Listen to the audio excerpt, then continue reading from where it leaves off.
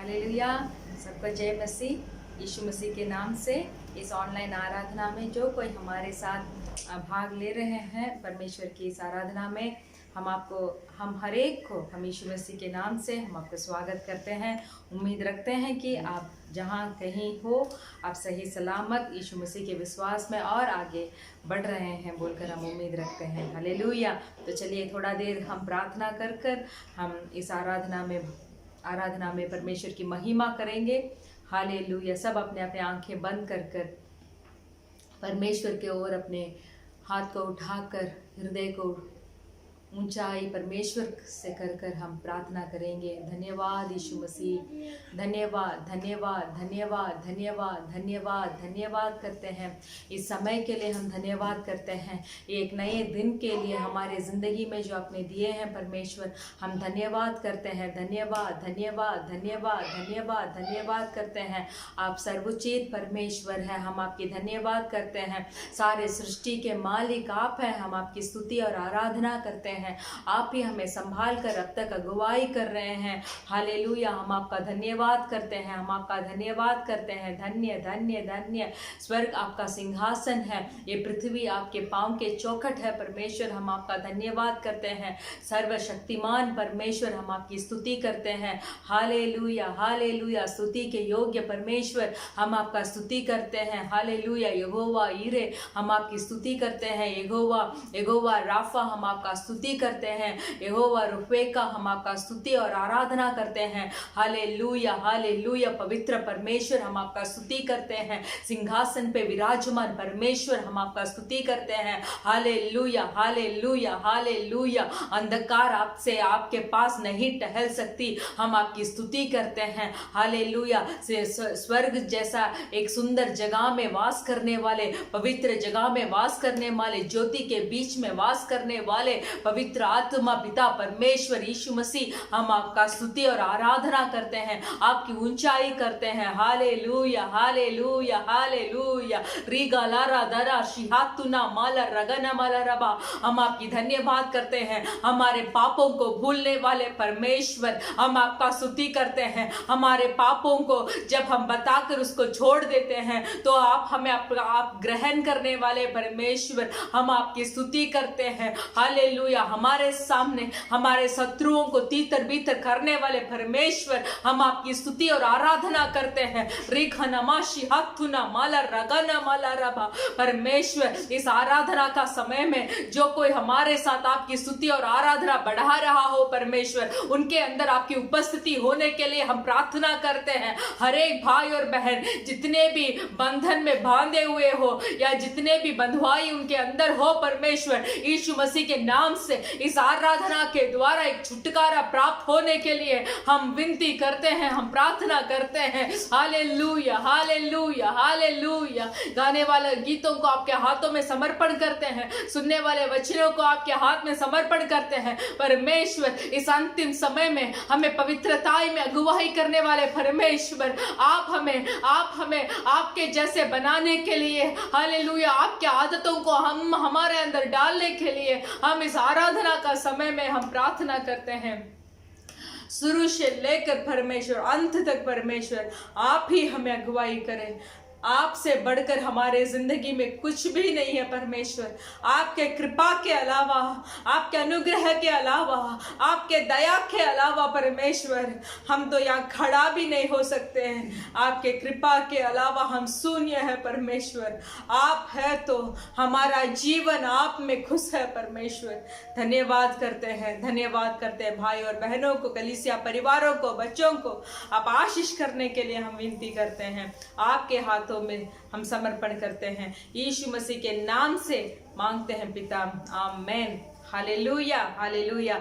अब तक हमें अगुवाई किया हुआ परमेश्वर, करने वाले परमेश्वर हमारे साथ है, उनके कृपा और उनके अनुग्रह हमारे साथ है। हम परमेश्वर की आराधना करेंगे। सब लोग तो जहां जहां है तालियां बजाकर परमेश्वर की महिमा करें, परमेश्वर की स्तुति करें। हालेलुया। पहले गीत हम गाएंगे, महिमा महिमा हो तेरी, महिमा महिमा हो तेरी, यीशु तेरी महिमा करता हूँ मैं सर्वदा। हालेलुया। परमेश्वर ने एक ही निर्णय लेकर हमें सृष्टि किया कि उनके हाथों के किए हुए सृष्टि उनकी महिमा करे, उनकी आराधना करे, उनकी स्तुति करे, उनकी बढ़ाई करे। इससे बढ़कर हमारा जीवन में और कोई मकसद नहीं है। परमेश्वर जैसे पवित्रता में थे, हमें वैसे पवित्रता में हमारा जीवन को गुजारना चाहिए। वही परमेश्वर हमसे चाहते हैं कि हम हमारे पूरे मन से, पूरे हृदय से, पूरे बल से एकाएक परमेश्वर यीशु मसीह की हम आराधना करते रहे, पाप से छुटकारा पाते रहे, आशीषों से हम बढ़ते रहे। परमेश्वर के लिए जो भी मार खाना हो या जो भी दुख उठाना हो, वो खुशी और संतुष्ट से उसको सहते रहे। हालेलुया। तो चलिए उसी का एक गाना है हम परमेश्वर की महिमा के लिए, महिमा महिमा हो तेरी। महिमा महिमा हो तेरी, महिमा महिमा हो तेरी, महिमा महिमा हो तेरी, महिमा महिमा हो तेरी, यीशु तेरी महिमा करता हूँ मैं सर्वदा, यीशु तेरी महिमा करता हूँ मैं सर्वदा। महिमा महिमा हो तेरी, महिमा महिमा हो तेरी, महिमा महिमा हो तेरी, महिमा महिमा हो तेरी, यीशु तेरी महिमा करता हूँ मैं सर्वदा, यीशु तेरी महिमा करता हूँ मैं सर्वदा। तेरे लिए जीऊंगा, तेरे लिए मरूंगा, तेरे लिए यीशु हर दर सहूंगा, तेरे लिए जीऊंगा, तेरे लिए मरूंगा, तेरे लिए यीशु हर दर सहूंगा। पर मैं तेरे वचन को बांटता ही रहूंगा, पर मैं तेरी वचन को बांटता ही रहूंगा। महिमा महिमा हो तेरी, महिमा महिमा हो तेरी, महिमा महिमा हो तेरी, महिमा महिमा हो तेरी, यीशु तेरी महिमा करता हूँ मैं सर्वदा, यीशु तेरी महिमा करता हूँ मैं सर्वदा। तेरे मार खाने से, तेरे गाड़े जाने से, मौत पर भी विजय पाने से, तेरे मार खाने से, तेरे गाड़े जाने से, मौत पर भी विजय पाने से, सबका हुआ है उद्धार, सबको मिली है नई जिंदगी, सबका हुआ है उद्धार, सबको मिली है नई जिंदगी। महिमा महिमा हो तेरी, महिमा महिमा हो तेरी, महिमा महिमा हो तेरी, यीशु महिमा महिमा हो तेरी, यीशु तेरी महिमा करता हूँ मैं सर्वदा, यीशु तेरी महिमा करता हूँ मैं सर्वदा। तेरे लिए जीऊंगा, तेरे लिए मरूंगा, तेरे लिए यीशु हर दर्द सहूंगा। सब मेरे साथ मिलकर इस अंतिम दिनों में हम देख रहे हैं हमारे भारत देश में या नेपाल देश में या पाकिस्तान देश में जितने जो ईसाई के लोग हैं वो परमेश्वर के लिए हर दर्द को सहकर परमेश्वर के बाद जोते जा रहे हैं। जितनों जो है वो शहीद होकर अपने खून को बहाकर परमेश्वर के लिए अपना जीवन को भी दिए हैं। हालेलुया। ऐसे विश्वास में हमें दृढ़ होना चाहिए, ऐसे विश्वास में हमें आगे बढ़ना चाहिए कि परमेश्वर, मैं जीऊंगा तो मैं आपके लिए जीऊंगा, मुझे मरना है तो मुझे आपके लिए मरना है, आपके लिए मुझे हर दर्द को सहना है बोलकर हमारे प्रार्थना के साथ इस गीत को हम गाते गाते हमारे विश्वास को परमेश्वर में और भी आगे बढ़ाएंगे। बोलेंगे कि परमेश्वर, आपने जो दर्द मेरे लिए सहा था, आपने जो कष्ट मेरे लिए उठाया था, आपने जो क्रूस मेरे लिए उठाया था, तो मेरा जीवन को भी मैं आपके हाथ में सौंपना चाहता हूँ और मैं भी आपके जैसे बनना चाहता हूँ, आपके जैसे पवित्रता में मैं रहना चाहता हूँ। इन अंतिम दिनों में जितना भी परेशानी आए, कष्ट आए, मैं आपके लिए मैं जीना चाहता हूँ और मेरा जीवन आपके लिए हर वक्त समर्पण मैं होना चाहता हूँ बोलकर हम फिर से गाएंगे। तेरे लिए जीऊंगा, तेरे लिए मरूंगा, तेरे लिए यीशु हर दर्द सहूंगा। एक एहसास के साथ, हम एक समझ के साथ इस पत्ती को हम गाएंगे। हालेलुया। तेरे लिए जीऊंगा, तेरे लिए मरूंगा, तेरे लिए यीशु हर दर्द सहूंगा, तेरे लिए जीऊंगा, तेरे लिए मरूंगा, तेरे लिए यीशु हर दर्द सहूंगा। पर मैं तेरे वचन को बांटता ही रहूंगा, पर मैं तेरे वचन को बांटता ही रहूंगा।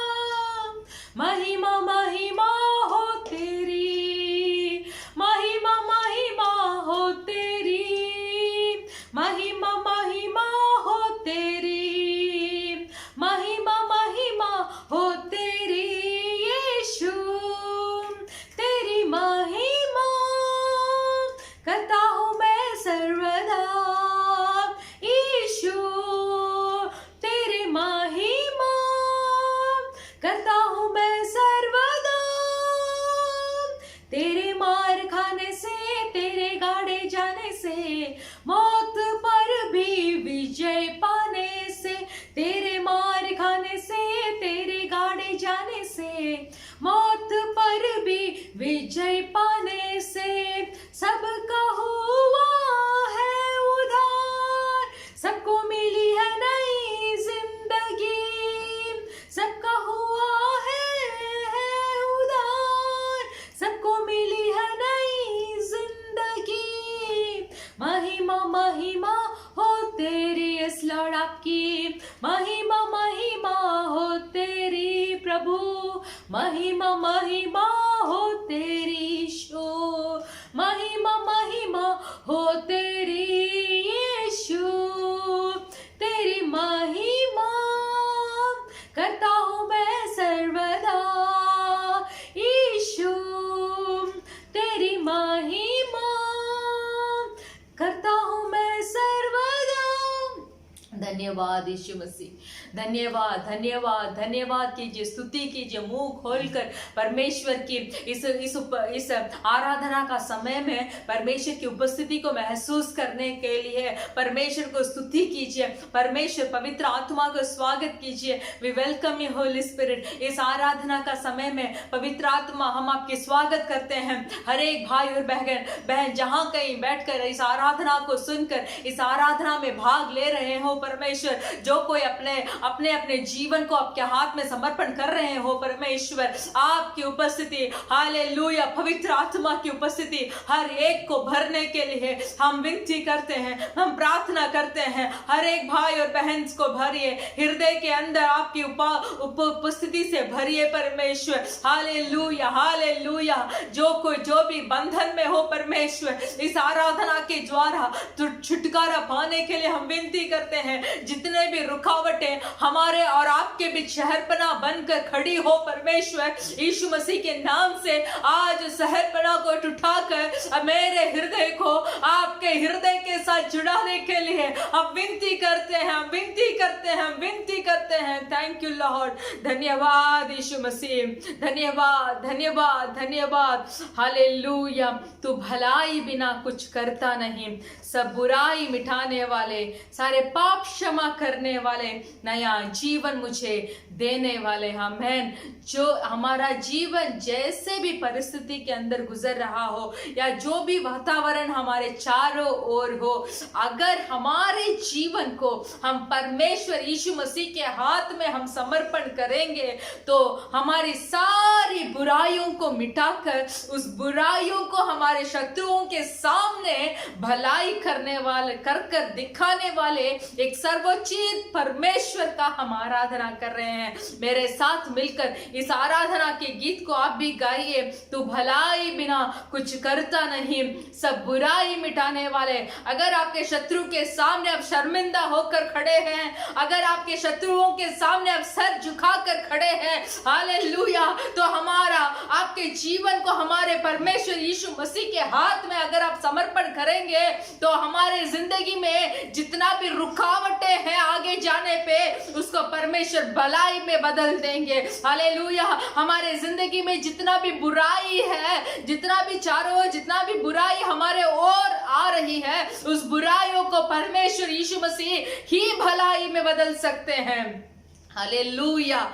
बुराइयों को लेकर अगर हम कोई मनुष्य के पास जाएंगे तो वो मनुष्य हमारी बुराई को बदल नहीं पाएगा। मेरे प्रिय भाई और बहनों, हमारे बुराइयों को बदलने वाले, हमारे पाप को क्षमा करने वाले, पाप क्षमा के निश्चय को देने वाले एक ही जीवित खुदावन वो यीशु मसीह ही है। अगर आपके जीवन को आज उनके हाथों पे आप समर्पण करेंगे तो हमारे जिंदगी में जितना भी बुराई हो उस बुराई को भलाई में बदल देंगे। मेरे प्रिय भाई और बहनों, घुटने टेक कर यीशु मसीह के ओर हाथ को उठाकर बोलिए, तू भलाई बिना कुछ करता नहीं, क्योंकि हमारे परमेश्वर यीशु मसीह को भलाई बिना कुछ आता भी नहीं। मीन्स वो बुरा करना नहीं जानते। वचन कहती है पापियों के ऊपर भी बारिश को करवाते हैं हमारे परमेश्वर, पापियों को ऊपर भी ध्यान रखते हैं, पापियों का भी रक्षा करते हैं। तो अगर हम हमारे जीवन को परमेश्वर यीशु मसीह के हाथ में समर्पण करेंगे तो सोच कर देखिए हमारे जीवन को कैसे परमेश्वर बदल देंगे। हालेलुया।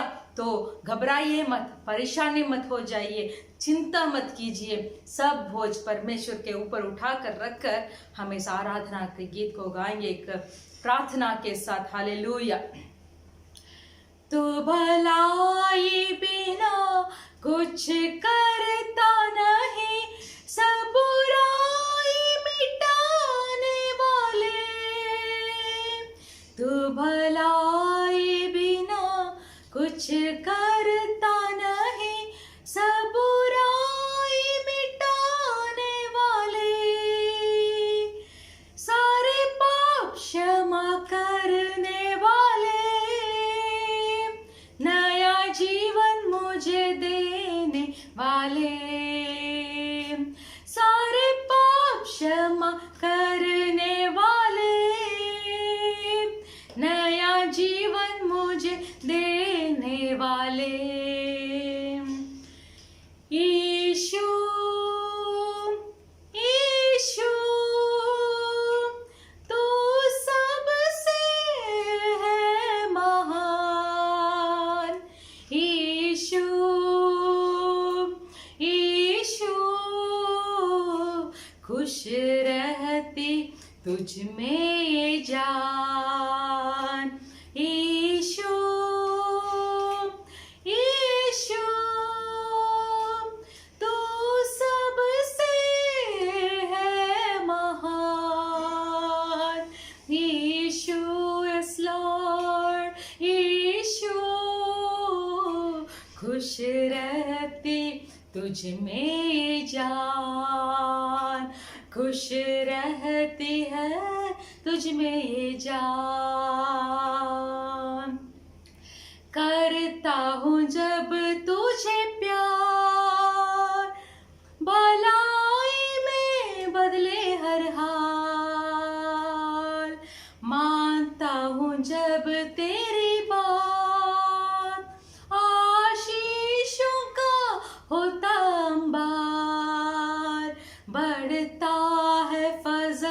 मिलता तेरा बल, बढ़ता है फजल, मिलता तेरा बल, मीठे बनते हैं सारे कुट पल, मीठे बनते हैं सारे कुट पल। यीशु, मेरे साथ पुकारिए परमेश्वर को, यीशु तू सबसे है महान, यीशु यीशु खुश रहती तुझ में ये जान, यीशु यीशु तू सबसे है महान, यीशु यीशु खुश रहती तुझ में ये जान, खुश रहती है तुझ में ये जान। छाता है जब अंधकार, रोशनी का तू बनता मीनार, रोग से होता लाचार, चंगा करता है तेरा कलाम, मेरे जीवन में स्वर्गीय आशीष, मेरे जीवन में स्वर्गीय आशीष, नित्य भरता है तू हर पल, नित्य भरता है तू हर पल, यीशु यीशु तू सबसे है महान, यीशु यीशु खुश रहती तुझ में ये जान, खुश रहती है तुझ में ये जान। हालेलुया। छाता है अगर अंधकार, अगर अंधकार मेरे जीवन में छा गया है बोलकर मैं महसूस करता हूँ, अगर मैं महसूस कर रहा हूँ कि मेरे चारों ओर रोशनी गायब हो गई है, अगर मैं ऐसे सोच रहा हूँ कि मेरे हृदय के अंदर एक अंधकार है, मैं खुश नहीं रह पा रहा हूँ, हालेलुया, मैं ऐसे सोच रहा हूँ कि मेरा चारों ओर ऐसे अंधकार फैला हुआ है, वो अंधकार मेरे ओर बहुत भयंकर से आ रहा है, वो अंधकार से मैं बाहर नहीं आ पा रहा हूँ, मैं बाहर आना तो चाहता हूँ, मैं इस पाप को भुलाना तो चाहता हूँ, मैं चाहता हूँ कि मैं इस पाप को ना करूँ, मैं चाहता हूँ कि इस पाप में मैं दास ना बनूं, ये पाप का दास तो मेरे ऊपर ना हो, फिर भी मैं चाहता तो हूँ पर फिर भी मैं उसके आगे नहीं दौड़ पा रहा हूँ, उसको पार में नहीं कर पा रहा हूँ। ऐसे अगर कोई भाई और बहन सोचकर इस आराधना में हो तो यीशु मसीह का एक आराधना का गीत बोल रहा है, अगर हमारे ओर अंधकार छाया हुआ हो फिर भी हमारा मीनार यीशु मसीह हमारे साथ है। रिखाला राशि हाथुना माला राबा, हमारा मीनार यीशु मसीह हमारे साथ है, हमारा रोशनी यीशु मसीह हमारे साथ है। हालेलुया।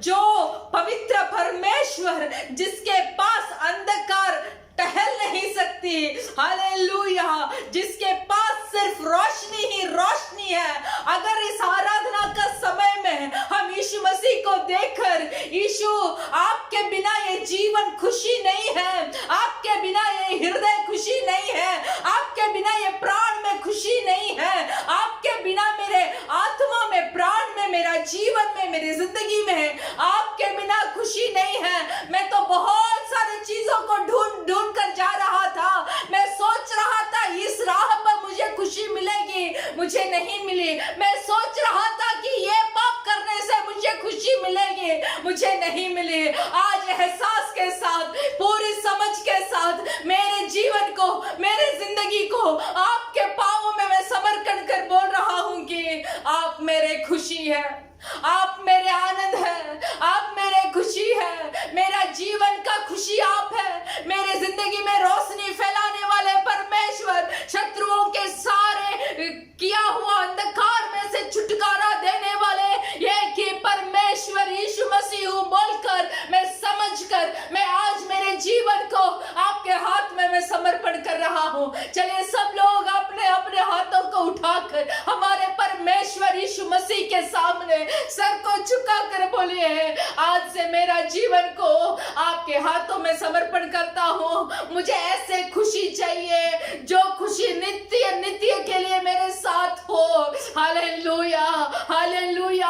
आपके लिए दुख उठाना मेरे लिए खुशी होना चाहिए, आपके लिए मार खाना मेरे लिए खुशी होना चाहिए, आपके लिए दुख को सहना मेरे लिए खुशी होना चाहिए, फिर भी सांसारिक रीति से नहीं, स्वर्गीय रीति से, उस स्वर्ग के सारे आशीषों को प्राप्त करने के लिए परमेश्वर, हालेलुया। मेरे को जो बुलाहट में आपने मुझे बुलाया था, जो बुलाहट आपने मेरे ऊपर रखी है, जो सिद्ध को आपने मेरे ऊपर रखी है, वो सिद्ध को और बुलाहट को पूरा कर कर धैर्य से आपके सम्मुख में आके खड़े होने का नित्य नित्य खुशी से आज मेरा जीवन को भरिए भरिए। रिघाना माला रबा बाबा और रबा शिहातुना माला रबा। मेरे प्रिय भाई और बहनों, पुकारिए परमेश्वर को, बोलिए, पूछिए कि मेरे जीवन में उस खुशी से भर दे जो निरंतर है, जो नित्य है। Hallelujah, hallelujah. रिघाना मा शिहातुना माला रबा। फिर से हम गाएंगे, तू भलाई बिना, सिर्फ एक पति को हम गाएंगे परमेश्वर की इस आराधना में। ओ राधा बाबा बाबा बाबा ऋषि हाथुना माला रबा बाबा। हमें ऐसे बना परमेश्वर जो आपके इच्छा में कर पाऊं। आपके आदतों को मेरे अंदर रखिए, बोलिए, आपके आदतों को मेरे अंदर रखिए परमेश्वर। हालेलुया। मैं ऐसा बनूं कि आपके जैसे मैं चल पाऊं, आपके जैसे धैर्य को मुझे दीजिए, आपके जैसे पवित्र बनने को मुझे सिखा दीजिए परमेश्वर। हालेलुया। करता हूँ जब तुझे प्यार, भलाई में बदले हर हार, मानता हूँ जब तेरी बात, आशीषों का होता अंबार, बढ़ता है फजल मिलता तेरा बल, बढ़ता है फजल मिलता तेरा बल, मीठे बनते सारे कुट पल, मीठे बनते हैं सारे कुट पल। यीशु यीशु तू सबसे है महान, यीशु यीशु खुश रहती तुझ में ये जान, खुश रहती है तुझ में ये जान, खुश रहती तुझ में ये जान, खुश रहती तुझ में ये जान। आज हमारे हृदय को परमेश्वर यीशु मसीह सिंहासन बनाकर आपको इस हृदय में, आपको इस जीवन में हम स्वागत करते हैं, हम स्वागत करते हैं परमेश्वर। आप हमारे स्वामी बनने के लिए, आप मेरा चरवाहा बनने के लिए, आप मेरा राजा बनने के लिए, आप मेरा अधिकारी बनने के लिए, हालेलुया, आप मेरा प्रेमी बनने के लिए, आप मेरा प्यार बनने के लिए आज इस समय में मैं मेरा जीवन को आपके हाथों में समर्पण करता हूं परमेश्वर। Hallelujah, hallelujah, hallelujah. क्योंकि आप जैसे देवताओं के समान इस संसार में और कौन है परमेश्वर। मुझे प्रेम करने वाला इस संसार में कौन है परमेश्वर। इस स्वर्ग में भी कोई नहीं है, इस धरती में भी कोई नहीं है। तालियां बजाकर, हे प्रभु, देवताओं में तेरे समान है कौन। हालेलुया, सब मिलकर। हे प्रभु, देवताओं में तेरे समान है कौन, स्वर्ग में हो या धरती पर तेरे समान है कौन। हे प्रभु, देवताओं में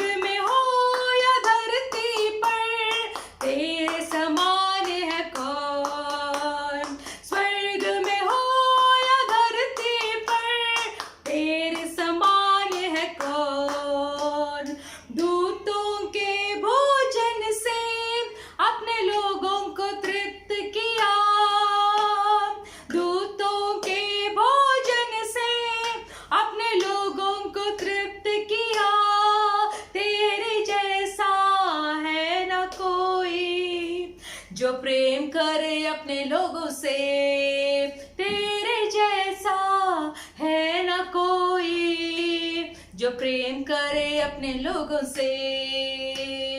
यीशु जैसा कोई नहीं, यीशु जैसा कोई नहीं, यीशु जैसा कोई नहीं, यीशु जैसा कोई नहीं। स्वर्ग में हो या धरती पर तेरे समान है कौन। स्वर्ग में हो या धरती पर तेरे समान है कौन। पाप का दाग मिटाने बहाया पावन लहू, पाप का दाग मिटाने बहाया पावन लहू। तेरे जैसा है न कोई जो बलिदान हुआ, तेरे जैसा है न कोई जो बलिदान हुआ। सब मिलकर यीशु जैसा, यीशु जैसा कोई नहीं। स्वर्ग के ओर देखकर यीशु जैसा कोई नहीं, आवाज उठाकर यीशु जैसा कोई नहीं, यीशु जैसा कोई नहीं। स्वर्ग में हो या धरती पर तेरे समान है कौन। स्वर्ग में हो या धरती पर तेरे समान है कौन। मृत्यु का बंधन खोला, पाताल के फाटक को जीता। मृत्यु का बंधन खोला, पाताल के फाटक को जीता। तेरे जैसा है न कोई, मृत्यु जय जो हुआ। तेरे जैसा है न कोई, मृत्यु जय जो हुआ। यीशु जैसा कोई नहीं, यीशु जैसा कोई नहीं, यीशु जैसा कोई नहीं, यीशु जैसा कोई नहीं।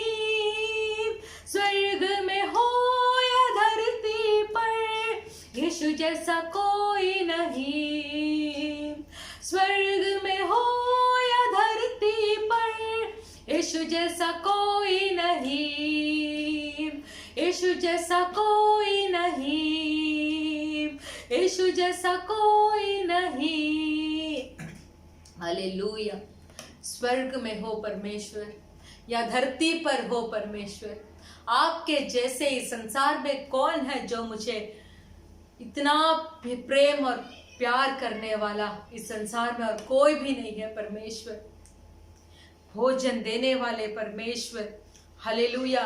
दूतों के भोजन से अपने लोगों को तृप्त किया परमेश्वर। इजराइली लोगों को मिस्र देश के दास्तों से छुटवा कर लेके आने वाले परमेश्वर, हमारे परमेश्वर खुदावंद यीशु मसीह, जो हमें भी, जो कोई दास्तव में आज हम इस दिन फंसे हुए हैं, जो कोई काम हमारे ऊपर अधिकार कर रहा है जो यीशु मसीह को पसंद नहीं है, हमें भी वो काम पसंद नहीं है। मैं चाहता हूं कि मैं एक काम ना करूं, फिर भी मैं करता हूं, और जो भलाई का काम मुझे करना चाहिए वो काम मैं नहीं करता हूं। ऐसे पौलुस एक वचन में वो बताए हैं।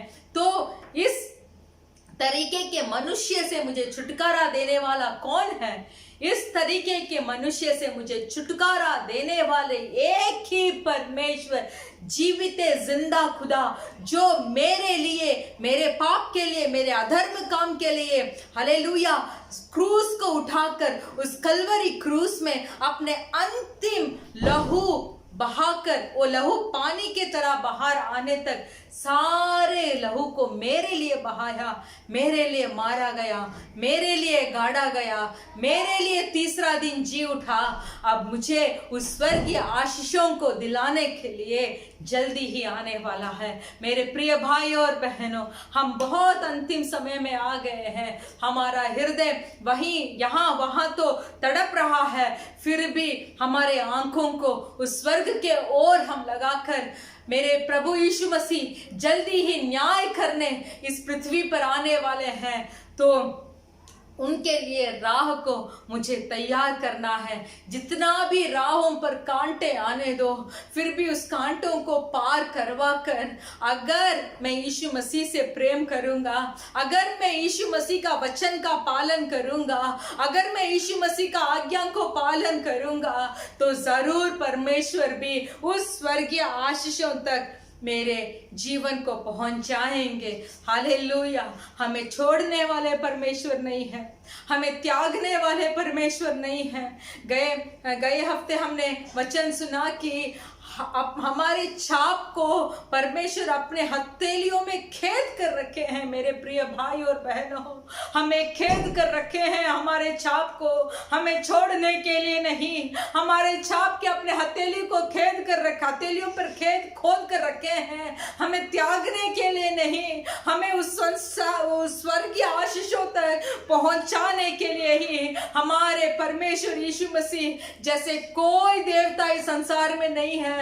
हमारे परमेश्वर यीशु मसीह हमसे चाहते हैं कि उस स्वर्गीय आशीषों को हम प्राप्त करें। Hallelujah, hallelujah. इसीलिए इस अंतिम समय में वो विश्वास का परीक्षा जितना भी होगा, उस विश्वास के परीक्षा को हम परमेश्वर यीशु मसीह के सामर्थ से हम उसमें जय प्राप्त करेंगे मेरे प्रिय भाई और बहनों, और हमें करना ही चाहिए। हालेलुया। तो हमारे सारे हृदय को एक सिद्ध कर सिर्फ परमेश्वर के वचन को हम सुनेंगे, परमेश्वर के वचन में हम पालन करेंगे, परमेश्वर के वचन को हम ध्यान करेंगे। और भी वचन हमने सुना था कि जो कोई अपने बलहीन पर जाकर उस बलहीन पे, उस थकावट पे, उस परेशानियों पर अगर हम प्रार्थना करेंगे, उस प्रार्थना का उत्तर बहुत सामर्थ्यशाली होगा बोलकर भी हम वचन सुने थे मेरे प्रिय भाई और बहनों। तो इन समयों में हम जो कोई वचन को हम सुने हैं उसको ध्यान कर हमारे राह को परमेश्वर यीशु मसीह के आगमन के लिए हम तैयार करेंगे। हालेलुया। सब अपने हाथ को उठाकर हम प्रार्थना करेंगे। धन्यवाद यीशु मसीह, धन्यवाद यीशु मसीह। हम इस आराधना को आपने स्वीकार किया, हम विश्वास करते हैं परमेश्वर, जितने भी भाई और बहन परमेश्वर इस आराधना में भाग लिए हैं, हम ज़रूर विश्वास करते हैं कि उनका हृदय में एक बड़ा छुटकारा मिला है परमेश्वर। जितना भी परेशानियां हैं वो आपके विश्वास के द्वारा उसमें से वो जय प्राप्त करेंगे परमेश्वर, क्योंकि आपने मेरे छाप को आपके हथेलियों पर खोद कर रखा है। आप हमें कभी भी नष्ट नहीं होने देंगे परमेश्वर। जो बुलाहट से आप हमें बुलाए हैं परमेश्वर, वो बुलाहट को आप पूरा करते ही रहेंगे परमेश्वर। हम विश्वास करते हैं। हर एक भाई और बहन कलीसिया परिवारों को आपके हाथ में समर्पण कर हम प्रार्थना करते हैं। आप ही हमें अगुवाई करें। हमारा जीवन को आज हम आपके चौखट पे हम समर्पण किए हैं, आप हमें अगुवाई करें। यीशु मसीह के नाम से मांगते हैं पिता, आमेन। Hallelujah, hallelujah. हम विश्वास करते हैं कि इस आराधना आपके आशीष प्राप्त किए होंगे। अभी भी सब खड़े होकर हमारे भजन संगीता, बाइबल में वचन संगीता पढ़ेंगे। भजन संगीता का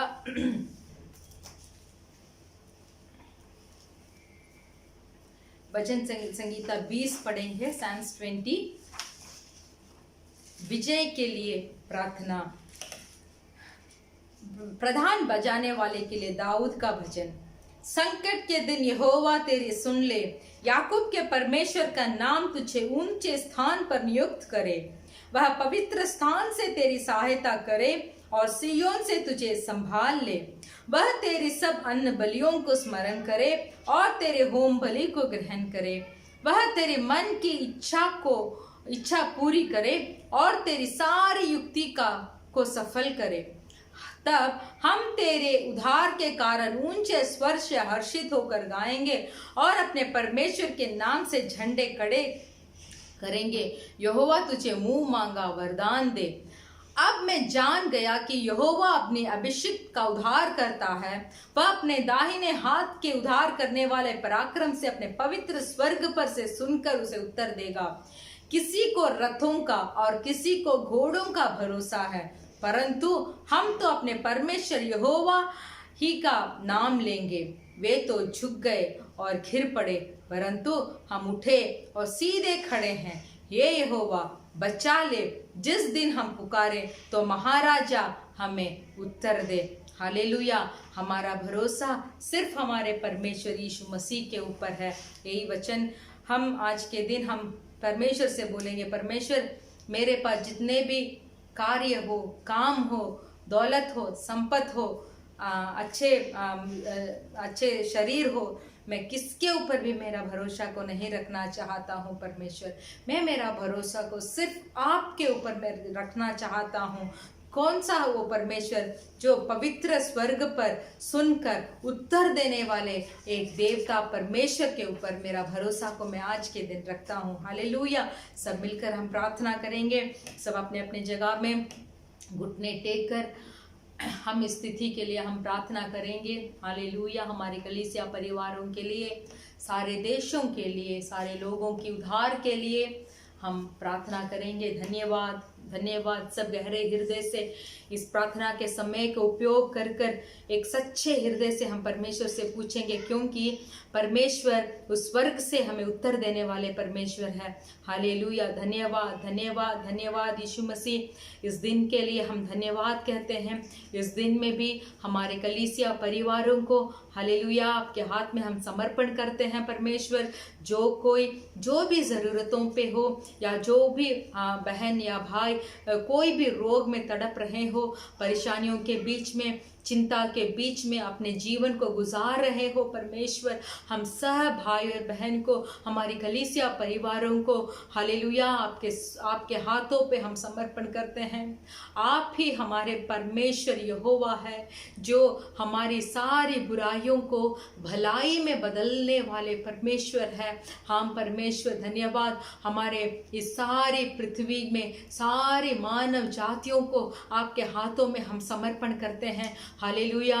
यीशु मसीह ही जिंदा खुदा है। यीशु मसीह को एक जिंदा खुदावन बोलकर स्वीकार कर परमेश्वर पानी में डूबकर बपतिस्मा लेकर उद्धार प्राप्त कर सारे करने के लिए इस सारे मानव जातियों को आपके हाथों में समर्पण करते हैं। हाँ परमेश्वर, इस पृथ्वी के लोगों के लिए ही आपने क्रूस उठाया परमेश्वर। आप अलग अलग कर किसी अलग आदमी के लिए आपने क्रूस नहीं उठाया, बल्कि सारे मानव जाति के पापों और अधर्म कामों के लिए आपने क्रूस उठाया। उस क्रूस में बहते हुए एक बूंद लहू भी व्यर्थ ना हो परमेश्वर। तो इस सारे पृथ्वी के लोगों के उद्धार के लिए हम प्रार्थना करते हैं परमेश्वर। छोर छोर तक जितने भी मनुष्य है परमेश्वर, यीशु मसीह के बारे में जानकारी हो परमेश्वर, क्योंकि आपके वचन बताती हैं आपके नाम के बारे में, यीशु मसीह के बारे में वो इस पृथ्वी के चोर चोर तक उनको मालूम पड़ेगा।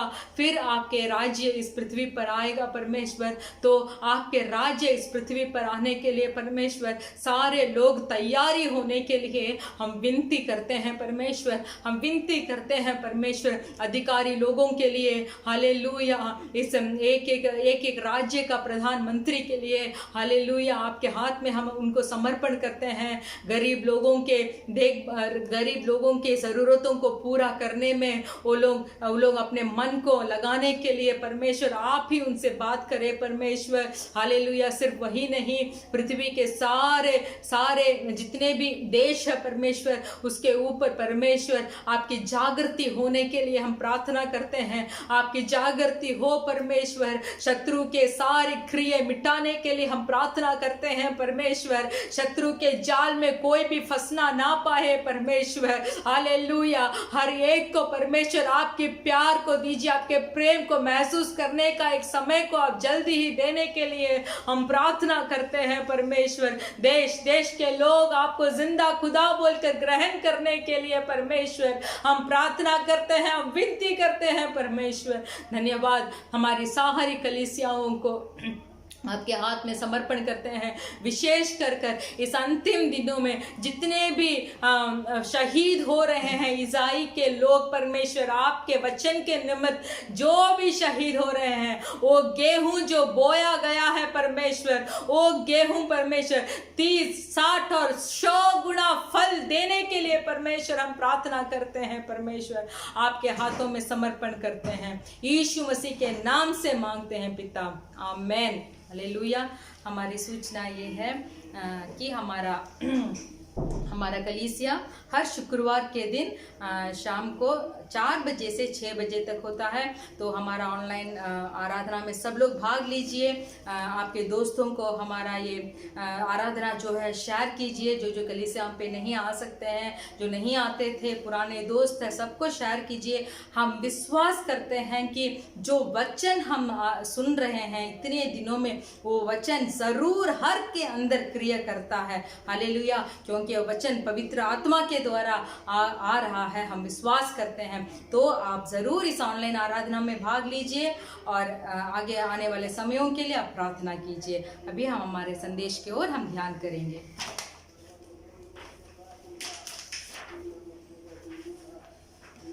हालेलुया। हालेलुया। यीशु के नामத்தில் உங்களை ஒவ்வொருவரையும் வாழ்த்திக் கொள்கிறோம்। यीशु मसीह के नाम से हर एक को हम स्वागत करते हैं। கர்த்தர் உங்களை ஆசீர்வதிப்பாராக। परमेश्वर आपको आशीष करे। கூடிய சீக்கிரம் அந்த அல்கோர் ஆராதனைகள் தொடங்கும்படியாக जल्द ही जल्द हमारा अल्कोर का आराधना शुरू होने के लिए நீங்கள் செபிக்கும்படியாக கேட்டுக்கொள்கிறோம்। आप प्रार्थना करने के लिए हम विनती करते हैं। இங்க தோஹால இந்த மாசமும் ஒரு लिमिटेड सीट தான் ஆராதனை கூடலாம் என்று சொல்லி இருக்கிறார்கள்। हमारा दोहा के कलीसियों में भी कम ही लोग आराधना में भाग ले सकते हैं बोलकर அந்த தடைகள் எல்லாம் மாற வேண்டும்। वो रुकावट सब दूर होना है। நாம் விடுதலையோடு தேவனை ஆராதிக்க வேண்டும்। हम छुटकारा के साथ परमेश्वर की आराधना करना है। அதுக்காக நீங்கள் ஜெபித்துக் கொள்ளுங்கள்। इसके लिए आप प्रार्थना कीजिए। ஒவ்வொரு நாளும் ஜெபம் பண்றீங்களா? प्रतिदिन प्रार्थना करते हैं क्या? வேதத்தெல்லாம் வாசிக்கிறீங்களா? बाइबल पढ़ते हैं क्या? எனக்கும் ஆண்டவருக்கு சம்பந்தம் இல்லை என்று சொல்லி வாழ்ந்து கொண்டிருக்கிறீர்கள்। नहीं तो आपको और परमेश्वर का संबंध नहीं है बोलकर ऐसे जी रहे हैं क्या?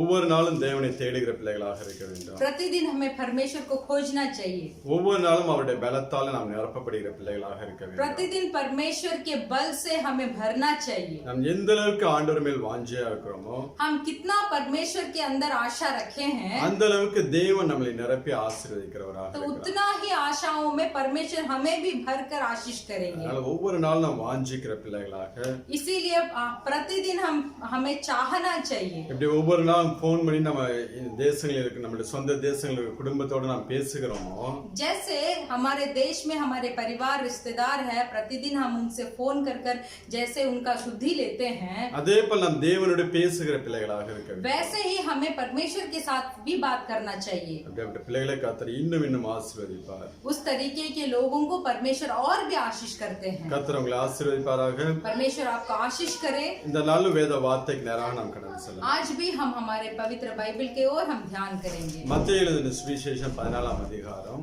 मत्ती सुसमाचार का पुस्तक उसका 14 अध्याय 16 லிருந்து 20 वரை उள்ள वचनங்களை வாசிக்கலாம்। हम 16 से लेकर 20 वचन तक हम पढ़ेंगे। मत्ती सुसमाचार का पुस्तक 14 अध्याय 17 से लेकर 20 तक।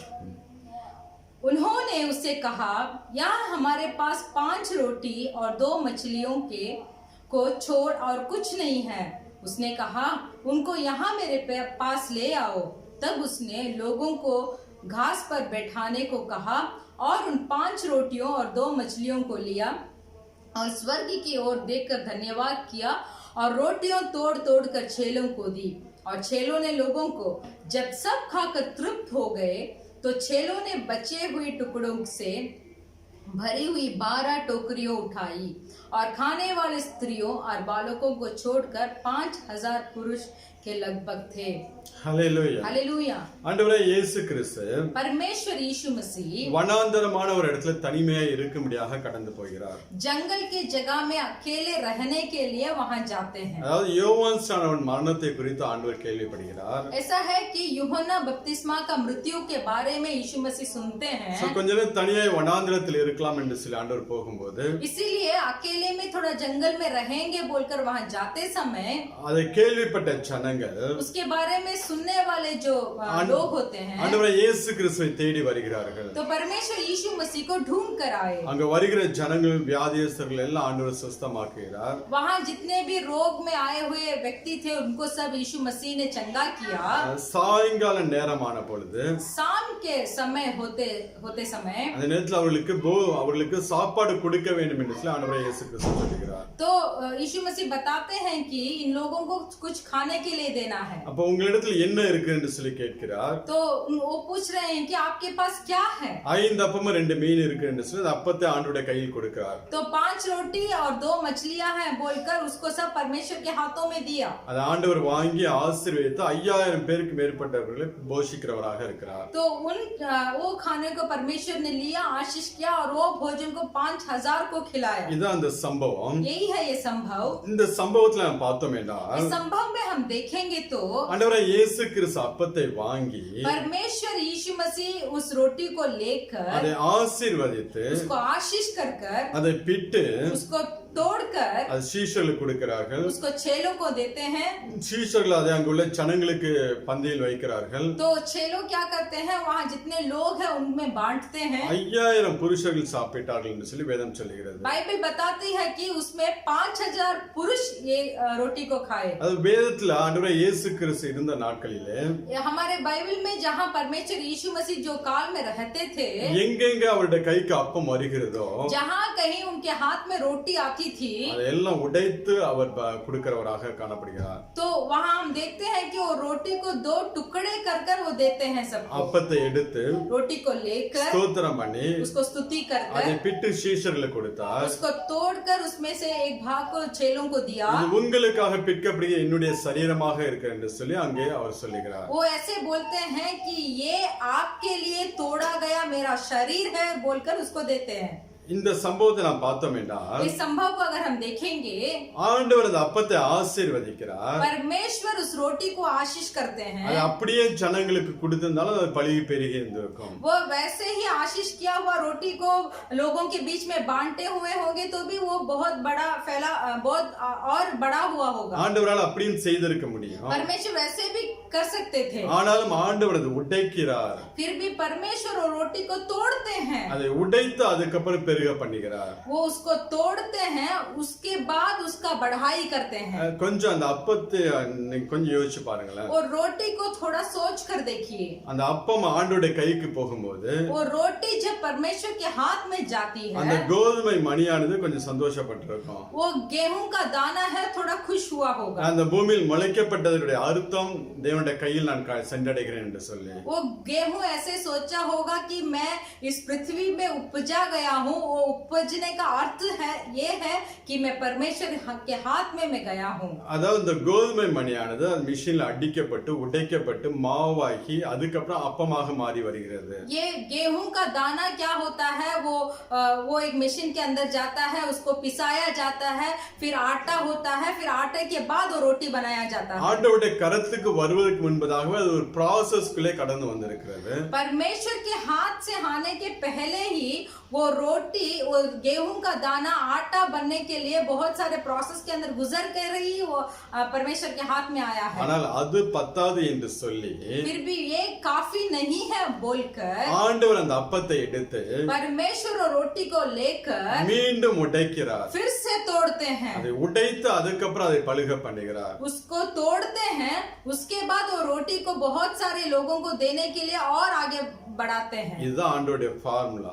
यही है परमेश्वर का एक नियम. நம்முடைய வாழ்க்கையில ஆண்டவருடைய ஃபார்முலா மட்டும் நாம் தெரிஞ்சு கொண்டோம் என்றால் हमारे जीवन में परमेश्वर का नियम को अगर हम समझ गए हैं तो எதை குறித்து நாம் முறுமுறுக்கவே மாட்டோம். तो किसी चीज के लिए हम बड़बड़ाएंगे नहीं. இங்க அந்த அப்பத்தை பார்த்தீர்கள் என்றால் यहाँ इस रोटी को देखेंगे அப்பத்தை எடுத்து அதை ஆசீர்வதிக்கிறார். उस रोटी को लेकर पहले परमेश्वर उसको आशीष करते हैं பின்பதாக உடைக்கிறார். फिर उसको तोड़ते हैं பின்பதாக பெருக பண்ணுகிறார். फिर उसको बहुतायत करते हैं. ஆசீர்வதித்து आशीष कर உடைத்து उसको तोड़कर பெருக பண்ணுவார். उसको बहुतायत करते हैं। இதுதான் ஆண்டவருடைய ஃபார்முலா. यही है परमेश्वर இதை का नियम। மாத்திரம் சரியாக புரிந்து கொண்டோம் என்றால் इसको हम सही तरीके से अगर समझ गए तो நம்மளுடைய வாழ்க்கையில நடக்கக்கூடிய சம்பவங்கள், तो हमारे जीवन में जितना भी संभव है, நம்மளுடைய வாழ்க்கையில் உடைக்கப்படக்கூடிய அனுபவங்கள், हमारा जीवन में जो टूटने का एक अनुभव जो है, இது எல்லாம் நன்மைக்கு ஏதுவாக இருக்கும் என்று சொல்லி நம்மளால ஒரு விசுவாசத்தோட இருக்க முடியும். तो इतना टूटने का अनुभव हमें एक भलाई के ओर ही लेके जाता है बोलकर हम समझ पाएंगे। உடைக்கப்படாமல் ஆண்டவரால பெருக பண்ண முடியாது. ये टूटना है, बिना टूटे एक परमेश्वर के आशीर्वाद में हम नहीं गुजर सकते। இப்ப நம்மளே எடுத்துக்கொள்ளுங்களேன். तो हमें ले लेंगे, நம்மளிடத்துல வெளிப்படக்கூடிய சில பாவங்கள் இருக்கும்போது, हमारे पास अगर प्रकट होने वाली कुछ पाप हो, அல்ல வெளிப்படையாக எல்லாரும் பார்க்கக்கூடிய சில பாவ சுபாவங்கள் நம்மள்ட்ட இருக்கும்போது, नहीं तो बहुत जन देखने वाले पाप अगर हम प्रकट कर रहे हैं, தேவன் நம்மளை அப்படியே வைத்து ஆசீர்வதித்தால், परमेश्वर अगर हम जिस तरीके में हम पाप कर रहे हैं वही स्थिति में अगर परमेश्वर हमें आशीष करेंगे, தேவனை பற்றி ஜனங்கள் என்ன சொல்வார்? तो परमेश्वर के बारे में लोग क्या இப்ப बताएंगे? தேவனை பற்றி ஒரு பயம் இல்லாமல் போகும். तो परमेश्वर के ऊपर किसी को भय नहीं होगा। அவருடைய பரிசுத்தத்தை குறித்து ஒரு கேள்வி அங்க உண்டாகும். तो परमेश्वर के पवित्रता के बारे में कुछ प्रश्न उठेगी। அதனால எந்த மனுஷனையும் தேவன் என்ன பண்ணுகிறான்டா, इसीलिए कोई भी मनुष्य को परमेश्वर क्या करते हैं, அவர்களை உடைக்கிறார். उसको उनको तोड़ते हैं। ஏனா அது உடைப்பதல்ல, அவர்களை தகுதிப்படுத்த ஆரம்பிக்கிறார். वो तोड़ने का मतलब है ये है कि उन्हें कुछ लेवल पे उनको लेके आने के लिए चाहते हैं। அந்த ஆசீர்வாதத்தை பெற்றுக்கொள்ள அவர்களை தகுதிப்படுத்துகிறவராக அந்த அனுபவத்துக்குள் கொண்டு போகிறார். आशीर्वाद को प्राप्त करने का योग्य बनाने के लिए ही उस राह पर परमेश्वर उन्हें अगुवाई करते हैं। இந்த உடைக்கப்பட்ட அனுபவத்துல நீங்கள் வாழ்ந்து கொண்டிருக்கிறீர்கள் என்றால், अगर एक टूटे हुए अनुभव में अगर आप जी रहे हैं, உடைக்கப்பட்ட ஒரு பாத்திரத்தை போல இருக்கிறேன் என்று நீங்க சொல்வீர்கள் என்றால், अगर आप ऐसे बोल रहे हैं कि मैं एक टूटा हुआ बर्तन के समान हूँ, நீங்கள் ஏற்கனவே ஆண்டவரால் ஆசீர்வதிக்கப்பட்டு விட்டீர்கள். तो ऐसे है कि आप ऑलरेडी परमेश्वर के हाथों पे आशीष को प्राप्त कर चुके हैं। உங்களை தேவன் பெருக பண்ணக்கூடிய ப்ராசஸ்ல கொண்டு போய் கொண்டிருக்கிறார். तो परमेश्वर आपको बढ़ाने के लिए या बहुतायत करने के आशीर्वाद के अंदर आपको ले जा रहे हैं। அதற்காக தான் அந்த உடைக்கப்பட்ட அனுபவம் நம்மளோட வாழ்க்கையில வருகிறது. तो इसीलिए ही हमारी जिंदगी में कुछ टूटे हुए अनुभव आती है। ஆனால் எல்லாவற்றிலும் தேவனுக்கு எப்பொழுதும் நாம் நன்றி சொல்லுகிற பிள்ளைகளாக இருக்க வேண்டும். इसीलिए सारी हालात में हम परमेश्वर को हम धन्यवाद बोलना चाहिए। அவர் நம்மளை ஆசீர்வாதத்துக்கு தகுதிப்படுத்துகிறார். परमेश्वर हमें उनकी आशीर्वाद के लिए योग्य बना रहे हैं। நீங்க தாவீதோட வாழ்க்கையில பாத்தீங்கன்னா, आप दाऊद का जीवन में देखिए, அவனும் அப்படியாப்பட்ட ஒரு அனுபவத்துக்குள்ளே கடந்து சென்றான். दाऊद भी ऐसे एक अनुभव के अंदर जाते हैं। தாவீதோட வாழ்க்கை நமக்கு நன்றாக தெரியும். दाऊद का जीवन हमें अच्छा से मालूम है। अनेक தடவை அவனுடைய வாழ்க்கையை நாம் தியானம் பண்ணி இருக்கிறோம். बहुत बार हम दाऊद का जीवन को हम ध्यान किए हैं। अनेक பாடு உபத்திரவத்தின் வழியாய் கடந்து சென்ற மனிதன் बहुत परेशानी और उपद्रव के बीच में गए एक मनुष्य थे। தன்னுடைய அனுபவத்தை எப்படியாக சொல்கிறான். वो उनके अनुभव को ऐसे बोलते हैं। சங்கீதம் 31 वचन संगीता का 31 अध्याय 9 இருந்து 12 வரை உள்ள வசனங்களை வாசிக்கலாம். 9 से लेकर 12 तक हम पढ़ेंगे। ये यहोवा मुझ पर अनुग्रह कर, क्योंकि मैं संकट में हूँ। मेरी आंखें वरन मेरा प्राण और शरीर सब शोक के मारे घुल जाते हैं। मेरा जीवन शोक के मारे और मेरी आयु कराहते कराहते घट चली है। मेरा बल मेरे अधर्म के कारण जाता रहा और मेरी हड्डियां घुल गई। अपने सब विरोधियों के कारण मेरा पड़ोसियों में मेरी नामधराई हुई है। अपने जान पहचान वाले के लिए डर का कारण हूँ। जो मुझको सड़क पर देखते हैं वे मुझसे दूर भाग जाते हैं। मैं मृतक के समान लोगों के मन से बिसर गया। मैं टूटे बर्तन के समान हो गया हूँ। இங்க தன்னுடைய அனுபவத்தை சொல்லுகிறான் பாருங்க. यहाँ दाऊद का अनुभव को बोल रहा है। ஒரு உடைந்த பாத்திரத்தை போலானே, मैं एक टूटा हुआ बर्तन समान हो गया हूँ। அதாவது ஏற்கனவே தேவனால் ஆசீர்வதிக்கப்பட்ட மனுஷன், पहले ही परमेश्वर के द्वारा आशीष को प्राप्त किया हुआ व्यक्ति थे। சாமுவேல் தீர்க்கதரிசி வந்து அவனை இஸ்ரவேலுக்கு ராஜாவாக அபிஷேகம் பண்ணுகிறான். सामुएल भविष्यद्वक्ता आकर दाऊद को अभिषेक करते हैं कि वो इजराइल का राजा बनेंगे, அதற்கு அப்புறம் தான் தேவன் அவனை உடைக்க ஆரம்பிக்கிறார். उसके बाद ही परमेश्वर उसको तोड़ना शुरू करते हैं. உடைக்கப்பட்டு உருவானதுக்கு அப்புறம் वो तोड़कर फिर सृष्टि करने के बाद இஸ்ரவேல்ல ஒரு வல்லமையான ஒரு ராஜாவாக தாவீது உருவாகிறான். इजराइल का एक सामर्थशाली राजा बना दाऊद. இன்றைக்கு நீங்க இஸ்ரவேல போய் தாவீது ராஜாவுடைய பேரை சொன்னீங்கன்னா அவ்வளவு கனத்தை கொடுப்பார்கள். आज भी अगर इजराइल देश में जाकर दाऊद राजा का नाम आप लेंगे तो आपको उतना मर्यादा मिलेगा. அவ்வளவு வல்லமையான ஒரு ராஜாவாக இருந்தான். उतना सामर्थशाली राजा थे. ஆனா அவன் தன் அனுபவத்தை சொல்லுது பாருங்க. फिर भी वो क्या अनुभव बोल रहे हैं. உடைந்த பாத்திரத்தை போல் ஆனேன். मैं टूटा हुआ बर्तन के समान हूँ. செத்தவனை போல எல்லாராலும் மறக்கப்பட்டேன். मृत्यु के जैसे सब लोगों के जैसे मैं भी भुला गया था. மனிதன் மறந்ததுக்கு அப்புறம் அவனை எப்படி ஜனங்கள் மறந்து போவார்களோ, एक मनुष्य अगर मर जाता है जैसे लोग उसको भूल जाते हैं, உயிரோடு இருக்கும்போது அவனை மறந்தார்கள் என்று சொல்லுகிறான். तो वो यहाँ बोलते हैं कि मैं जीवित था तभी मनुष्य ने मुझे भूल गए. அப்படியாப்பட்ட ஒரு அனுபவத்துக்குள்ளே கடந்து तो சென்றான். इस तरीके के अनुभव के अंदर दाऊद जाते हैं. சொல்லுகிறான், நான் நெருக்கப்படுகிறேன். वो बोलते हैं कि 9வது வசனம். वो बोलते हैं कि मैं संकट में हूँ. துக்கத்தினாலே என் கண்ணும் என் ஆத்மாவும் என் வயிறு கூட கருகி போயிடுச்சு. मेरे आंखें वरन मेरे प्राण और शरीर सब शोक के मारे घुल जाते हैं. என் பிராணன் சஞ்சலத்தினாலும் मेरा जीवन शोक के मारे வருஷங்கள் தவிப்பினாலும் கழிந்து போயிடுச்சு. और मेरी आयु कराते कराते घट चली है. இங்க அடுத்து அவன் சொல்லக்கூடியது, और दूसरा वचन में என் देखिए, அக்கிரமத்தினாலே मेरा अधर्म के कारण பலம் குறைந்தது. मेरा बल जाता रहा. இந்த அக்கிரம சிந்தைகளை உடைக்கும்படியாக தான், ये अधर्म के सोच को मिटाने के लिए, அவனுக்குள் காணப்படக்கூடிய பாவ சுபாவங்களை உடைக்கும்படியாக தான் दाऊद के अंदर जितने भी पाप के स्वभाव थे उसको तोड़ने के लिए அவனை அந்த பாதையில தேவன் நடத்த ஆரம்பிக்கிறார். परमेश्वर यीशु मसीह इस राह पर दाऊद को अगुवाई करते हैं. உடைந்த பாத்திரத்தை போலானேன். एक टूटे हुए बर्तन के समान हुआ. எந்த அளவுக்கு தாவீது ராஜா வல்லமையாக அவன் இருந்தானோ, जितना सामर्थशाली में दाऊद राजा थे அந்த அளவுக்கு அவன் உடைக்கப்பட்டான். उतना तक वो तोड़े भी गए. இன்றைக்கு நம்மளோட வாழ்க்கையில தான் நடக்குது. तो हमारे जीवन में आज भी यही हो रहा है. உடைத்து உடைத்து தேவன் நம்மளை உருவாக்குகிறவராக இருக்கிறார். हमें तोड़ तोड़ कर परमेश्वर हमें नया फिर से बनाते हैं. சங்கீதம் 120 நான் வாசித்தோம் என்றால், हम भजन संगीता 120 अगर हम पढ़ेंगे, 4வது வசனம், उसका चौथा 5வது வசனம், 127. 127 भजन संगीता का उसका 5वां वचन, क्या ही धन्य है वह पुरुष जिसने अपने तक्रश को उनसे भर लिया हो. वह फाटक के पास शत्रुओं से बात करते संकोच ना करेगा. ஆமென். आमीन. இங்க வாழ வயதின் குமாரர் यहाँ जो पुरुष है பலவான் கையில் ஒரு அம்புக்கு ஒப்பாக இருக்கிறார்கள். वो बलवंत किया हुआ एक व्यक्ति के हाथ में तीर के समान है. ஒரு அம்பு உருவாகுவதற்கு एक तीर को होना है, एक तीर को बनाना है तो அந்த கொல்ல அந்த இரும்பு எடுத்து கையில எடுத்து वो व्यक्ति वो लोहे को अपने हाथ में அது लेकर நெருப்புல போட்டு நல்லா சூடு பண்ணுவார். वो लोहे को आग में जलाकर बहुत उसको गर्म करेगा.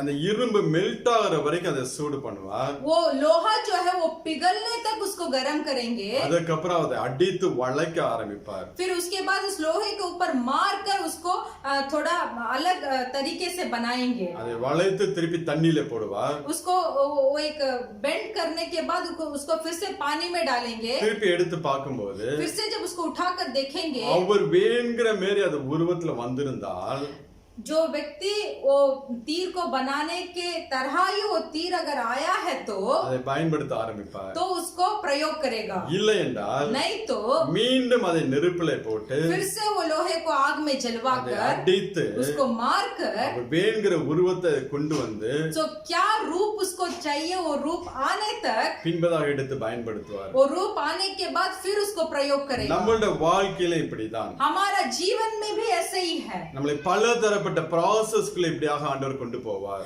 बहुत सारे नियमों के अंदर हमें लेके जाएंगे. ஒரே உபத்திரவத்துல நம்ம எல்லா காரியங்களையும் விட்டு வெளில வர மாட்டோம். एक ही उपद्रव में हम हमारे सारे कामों को छोड़कर हम बाहर नहीं आ सकते. ஒவ்வொரு காரியங்களாக தான் தேவன் உடைக்க ஆரம்பிப்பார். एक ही काम के बाद ही परमेश्वर हमें तोड़ेंगे. நம்மளுடைய சுயத்தை உடைக்க ஆரம்பிப்பார். हमारा स्वयं को तोड़ेंगे. நம்மளுடைய சுபாவத்தை உடைக்க ஆரம்பிப்பார். हमारा स्वभाव को तोड़ेंगे. இந்த உலகத்தை ஈர்க்கக்கூடிய காரியங்களை நம்மளிருந்து உடைக்க ஆரம்பிப்பார். जो सांसारिक अभिलाषाओं के हम ऊपर हमारे आंख जो जाती है उसके ऊपर उसके बारे में परमेश्वर हमें टुटाएंगे. இது ஒவ்வொரு காரியங்களுக்கும் ஒவ்வொரு பாதைகளை தேவன் நம்மை நடத்தி கொண்டு போவார். ऐसे एक एक कार्य में एक एक राह में परमेश्वर हमें अगुवाई करेंगे. இப்போ 4-5 வியாதி நம்மளுடைய சரீரத்துல இருந்துச்சுன்னா अगर 3-4 रोग हमारे शरीर में है நம்ம तो டாக்டர்ட்ட போய் हम डॉक्टर के पास जाते हैं. எல்லாத்தையும் நாம் சொன்னோம் என்றால் हम सबको बताएंगे. அவர் ஒவ்வொரு வியாதிக்கு தான் ட்ரீட்மெண்ட் ஸ்டார்ட் பண்ணுவார். तो एक एक रोग के लिए ही वो ट्रीटमेंट देते हैं. அவர் மொத்த எல்லாத்துக்கும் சேர்த்து ஒரே ட்ரீட்மெண்ட் கொடுத்தார் என்றால்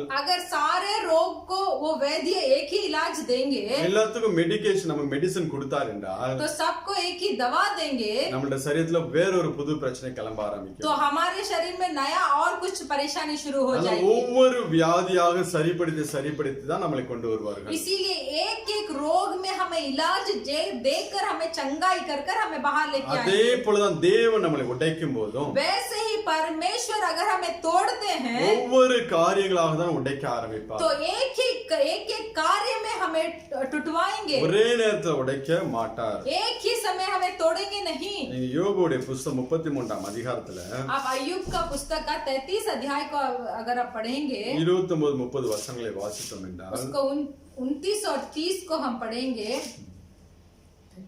33 देख ऐसे ऐसे सब काम परमेश्वर मनुष्य के साथ 2 बार क्या वरन 3 बार भी करता है जिससे उसको कब्र से बचाए और वह जीवन लोक के उजियाले का प्रकाश पाए. Hallelujah hallelujah. இப்ப புரியுதா ஏன் உங்களோட வாழ்க்கையில பிரச்சனை மேல் பிரச்சனை? इसलिए अभी मालूम हुआ आपकी जिंदगी में क्यों परेशानियों के ऊपर परेशानी. அதாவது ஜீவனுள்ளோரின் வெளிச்சத்திலே பிரகாசிப்பிக்கிறதற்கு क्योंकि जीवन लोक के उजियाले का प्रकाश पाने के लिए தேவன் எப்படி நம்மளை உருவாக்க விரும்புகிறாரோ परमेश्वर हमें कैसे सृष्टि करना चाहते हैं அந்த லெவல் வர வரைக்கும் वो लेवल आने तक நம்மளோட வாழ்க்கையில பல முறை இப்படியாப்பட்ட காரியங்களை செய்கிறவராக இருக்கிறார். तो हमारे जीवन में बहुत बार ऐसे काम को करते हैं. பல ப்ராசஸ்க்குள்ள பல உடைக்கப்பட்ட அனுபவத்துக்குள்ள கொண்டு போய் ऐसे टूटे हुए बहुत सारे अनुभव के अंदर हमें लेकर நம்மளை ஆசீர்வதித்து हमें आशीष कर பெருக பண்ணுகிறவராக இருக்கிறார். हमें बहुतायत करने वाले परमेश्वर है. எந்த அளவுக்கு உடைக்கப்படுகிறோமோ तो कितना तक हम टूटते हैं அந்த அளவுக்கு தேவன் நம்மளை பழுகி பெருக பண்ண போகிறார். उतना तक परमेश्वर हमें फला फुला कर बड़ा करेंगे. அதாவது எப்பொழுதும் எப்பொழுதும் வேதனைகளை கண்டு நாம் ஒரு நாள் சோர்ந்து போய் விடக்கூடாது. इसलिए वेदनाओं को देखकर हमें कभी भी चिंतित नहीं होना चाहिए. உபத்திரவத்தை குறித்து ஒரு நாள் நாம் கலங்கி விடக்கூடாது. उपद्रव को देखकर एक दिन भी हमें दुख होना नहीं चाहिए. சந்தோஷத்தோடு நாம் ஏற்றுக்கொள்கிற பிள்ளைகளாக இருக்க तो வேண்டும். उसे खुशी के साथ हमें ग्रहण करना चाहिए. தாவீது அபிஷேகம் பண்ணப்பட்டான். दाऊद अभिषेक किया गया. அதுக்கப்புறம் வனாந்தரத்தில் நடத்தினார். उसके बाद उसको जंगल में अगुवाई की. அதுக்கப்புறம் வல்லமையான ராஜாவாக எடுத்து நிறுத்தினார். उसके बाद सामर्थशाली राजा बनाकर यीशु मसीह ने खड़ा किया. இதுதான் கிறிஸ்தவ வாழ்க்கை. यही है ईसाई का जीवन. இதுல நீங்க கடந்து பொறுமையோடு ஆண்டவரோட ஒத்துழைத்தீர்கள் என்றால் अगर इस राह पर चलने के लिए परमेश्वर के साथ अगर आप भी चलेंगे உங்களையும் தேவன் அப்படியாக பெருக பண்ணுவார். तो आपको भी परमेश्वर उतना तक बहुतायत करेंगे. ஆபிரகாமுடைய வாழ்க்கையை பாத்தீங்கன்னா अब्राहम का जीवन को देखिए. நமக்கு நன்றாக ஆபிரகாமுடைய வாழ்க்கை தெரியும். हमें अच्छा से अब्राहम के बारे में मालूम है. நல்ல வாக்குத்தத்தங்களை கொடுத்து தேவன் அவனை அழைத்தார். बहुत अच्छे वाचा को देखकर परमेश्वर उन्हें बुलाए. வாசிக்கலாம் ஆதியாகமம் 12ஆம் அதிகாரம். हम पढ़ेंगे उत्पत्ति का पुस्तक उसका 12 अध्याय 2-3 वचनங்களை வாசிக்கலாம். उसका 2 और 3 हम पढ़ेंगे. और मैं तुझसे एक बड़ी जाति बनाऊंगा और तुझे आशीष दूंगा और तेरा नाम महान करूंगा और तू आशीष का मूल होगा. जो तुझे आशीर्वाद दे उन्हें मैं आशीष दूंगा और जो तुझे कोसे उसे मैं शाप दूंगा और भूमंडल के सारे कुल तेरे द्वारा आशीष पाएंगे। இங்க ஆபிரகாமுடைய வாக்குத்தத்தம் பார்த்தோம் என்றால் यहाँ अब्राहम का वाचा को अगर हम देखेंगे, அதற்கு முன்பதாக அவனை முதலாவது அவனுடைய சொந்த ஜனத்திலிருந்து பிரித்தெடுக்கிறார். उसके पहले अब्राहम को अपने खुद के जाति से अलग किए, ஆனால் அது அவனை ஆசீர்வதிப்பதற்கு அந்த அனுபவம் பத்தாது. फिर भी अब्राहम को आशीष करने के लिए वो अनुभव काफी नहीं था। அவனை மீண்டும் ஒரு 25 ஆண்டு காலம் ஒரு உபத்திரவத்திலே ஒரு உடைக்கப்பட்ட அனுபவத்திலே கொண்டு போகிறார். और भी 25 वर्ष अब्राहम को एक टूटे हुए अनुभव के अंदर परमेश्वर अगुवाई करते हैं। ஆனால் அதுக்கு இடையிலே அவன் சில உலக பிரகாரமான ஆசீர்வாதங்களை பெற்றுக்கொண்டான். फिर भी उसके बीच में भी कुछ सांसारिक आशीर्वाद को अब्राहम ने प्राप्त कर लिए। நீங்க 13ஆம் அதிகாரம் 14ஆம் அதிகாரத்தை எல்லாம் வாசித்தீங்கன்னா अगर आप 13 और 14 उत्पत्ति का अध्याय को पढ़ेंगे, अनेक விலங்குகள் அவனிடத்தில் இருந்தது, ஆடு மாடுகள் இருந்தது, बहुत सारे जानवर भेड़ और बकरी उनके पास थे, பொன் வெள்ளி உடையவனாக இருந்தான், सोना और चांदी थे उनके அந்த पास। இருக்கிற இடத்துல அவன் ஒரு சீமானாக இருந்தான் என்று சொல்லி வேதம் சொல்லுகிறது. तो बाइबल कहता है जहां अब्राहम थे वहां एक बहुत धनवान थे, ஆனாலும் அவனுக்குள்ள ஒரு குறை, ஒரு ஆசீர்வாதத்தை கொடுக்காமல் தேவன் வைத்திருந்தார். फिर भी अब्राहम एक आशीर्वाद को अभी तक प्राप्त नहीं किए थे, அதுதான் அவனுக்கு குழந்தை இல்லாதபடிக்கு மலடியாக வைத்திருந்தார். इसीलिए उनको बच्चा नहीं था, ऐसे जीवन में परमेश्वर उन्हें रखे थे। அதாவது தன் மகனை ऐसा है कि अपने खुद का बेटा को பலிபீடத்தில் வைக்கிற அளவுக்கு वेदी में रखने तक, அவனை உருவாக்குற அளவுக்கு உருவாகிற வரைக்கும் தேவன் அவனை உடைத்தார். तो उस वेदी में रखने उस स्थिति तक परमेश्वर उसको सृष्टि करते हैं। அதாவது தனக்கென்று அல்லாதபடிக்கு ऐसे खुद के लिए नहीं, தேவனுக்கென்று परमेश्वर के लिए எல்லாவற்றையும் கொடுக்கக்கூடிய அந்த மெச்சூரிட்டி வர வரைக்கும் सबको, जो उसके अंदर जितना भी, उसके पास जितना भी था वो सबको परमेश्वर को देने तक, அந்த மெச்சூரிட்டி வர வரைக்கும் वो एक पुरुषत्व उसके अंदर आने तक, அது வரைக்கும் அவனை உடைக்கிறார். उतने तक परमेश्वर अब्राहम को तोड़ते हैं। 25 வருடம் அவன் அந்த குழந்தைக்காக காத்திருக்கிறார். 25 वर्ष अब्राहम एक बच्चे के लिए इंतजार कर रहे அவர் थे। வாய் விட்டு கேட்க ஆரம்பிப்பார். वो मुंह खोलकर वो पूछने लगेंगे। நீங்க ஆதியாகமம் 15ஆம் அதிகாரம் 2வது வசனத்தை வாசிக்கலாம். उत्पत्ति का पुस्तक उसका 15 अध्याय का 2 वचन, अब्राहम ने कहा, हे प्रभु यहोवा, मैं तो निवश हूँ और मेरे घर का वारिस या दमिश्कवासी एलिएजर होगा, तू मुझे क्या देगा?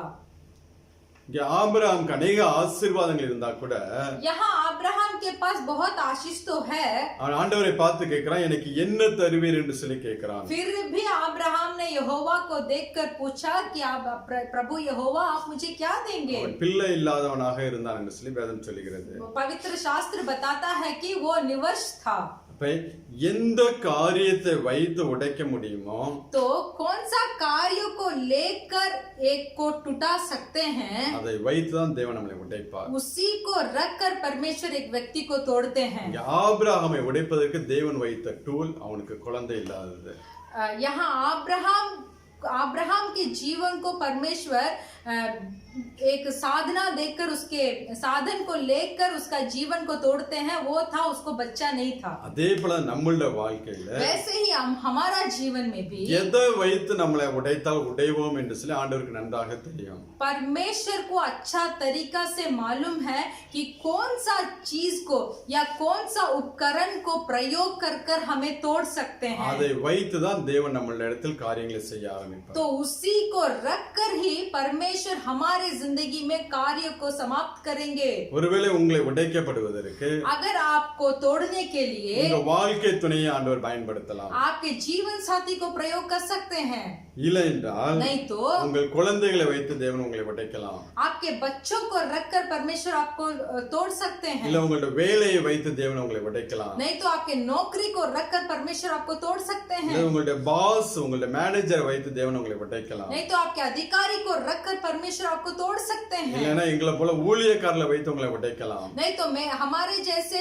परमेश्वर की सेवकाईदारी को लेकर परमेश्वर आपको तोड़ सकते हैं। எந்த டூல்ஸை வச்சு உன்னை சரி பண்ண முடியுமோ, जो साधन से लेकर आपको वो तोड़ सकते हैं, அதை வைத்து தான் தேவன் சரி பண்ணுவார். तो वही उसी को लेकर उसको सही भी करेंगे। ஏன் எனக்கு மாத்திரம் இந்த மாதிரி பிரச்சனைகள் என்று சொல்லி கேட்காமல், मुझे बस सिर्फ ये परेशानी क्यों है बोलकर नहीं पूछे, அதன் பாதையில் நடக்கப்படுவதற்கும் तो वो परेशानी की राह पर चलने के लिए, அதுல தேவன் நம்மளை வணைந்து கொள்ள அவர் என்ன சித்தம் உண்டாயிருக்கு என்று சொல்லி அறிந்து, नहीं तो परमेश्वर क्या रूप में मुझे होना चाहते हैं उसको समझकर அதுக்கு ஒப்பு கொடுக்கிற பிள்ளைகளாக இருக்க வேண்டும். तो उसको हमारे जीवन को परमेश्वर के हाथ में समर्पित करने वाले मनुष्य हमें होना चाहिए. எப்பொழுது நம்மளோட வாழ்க்கையில जब कभी हमारे जीवन में ஒரு உபத்திரவமோ एक उपद्रव ஒரு பிரச்சனையோ या कुछ परेशानी ஒரு பாடுகளோ வரும்போது नहीं तो कुछ कष्ट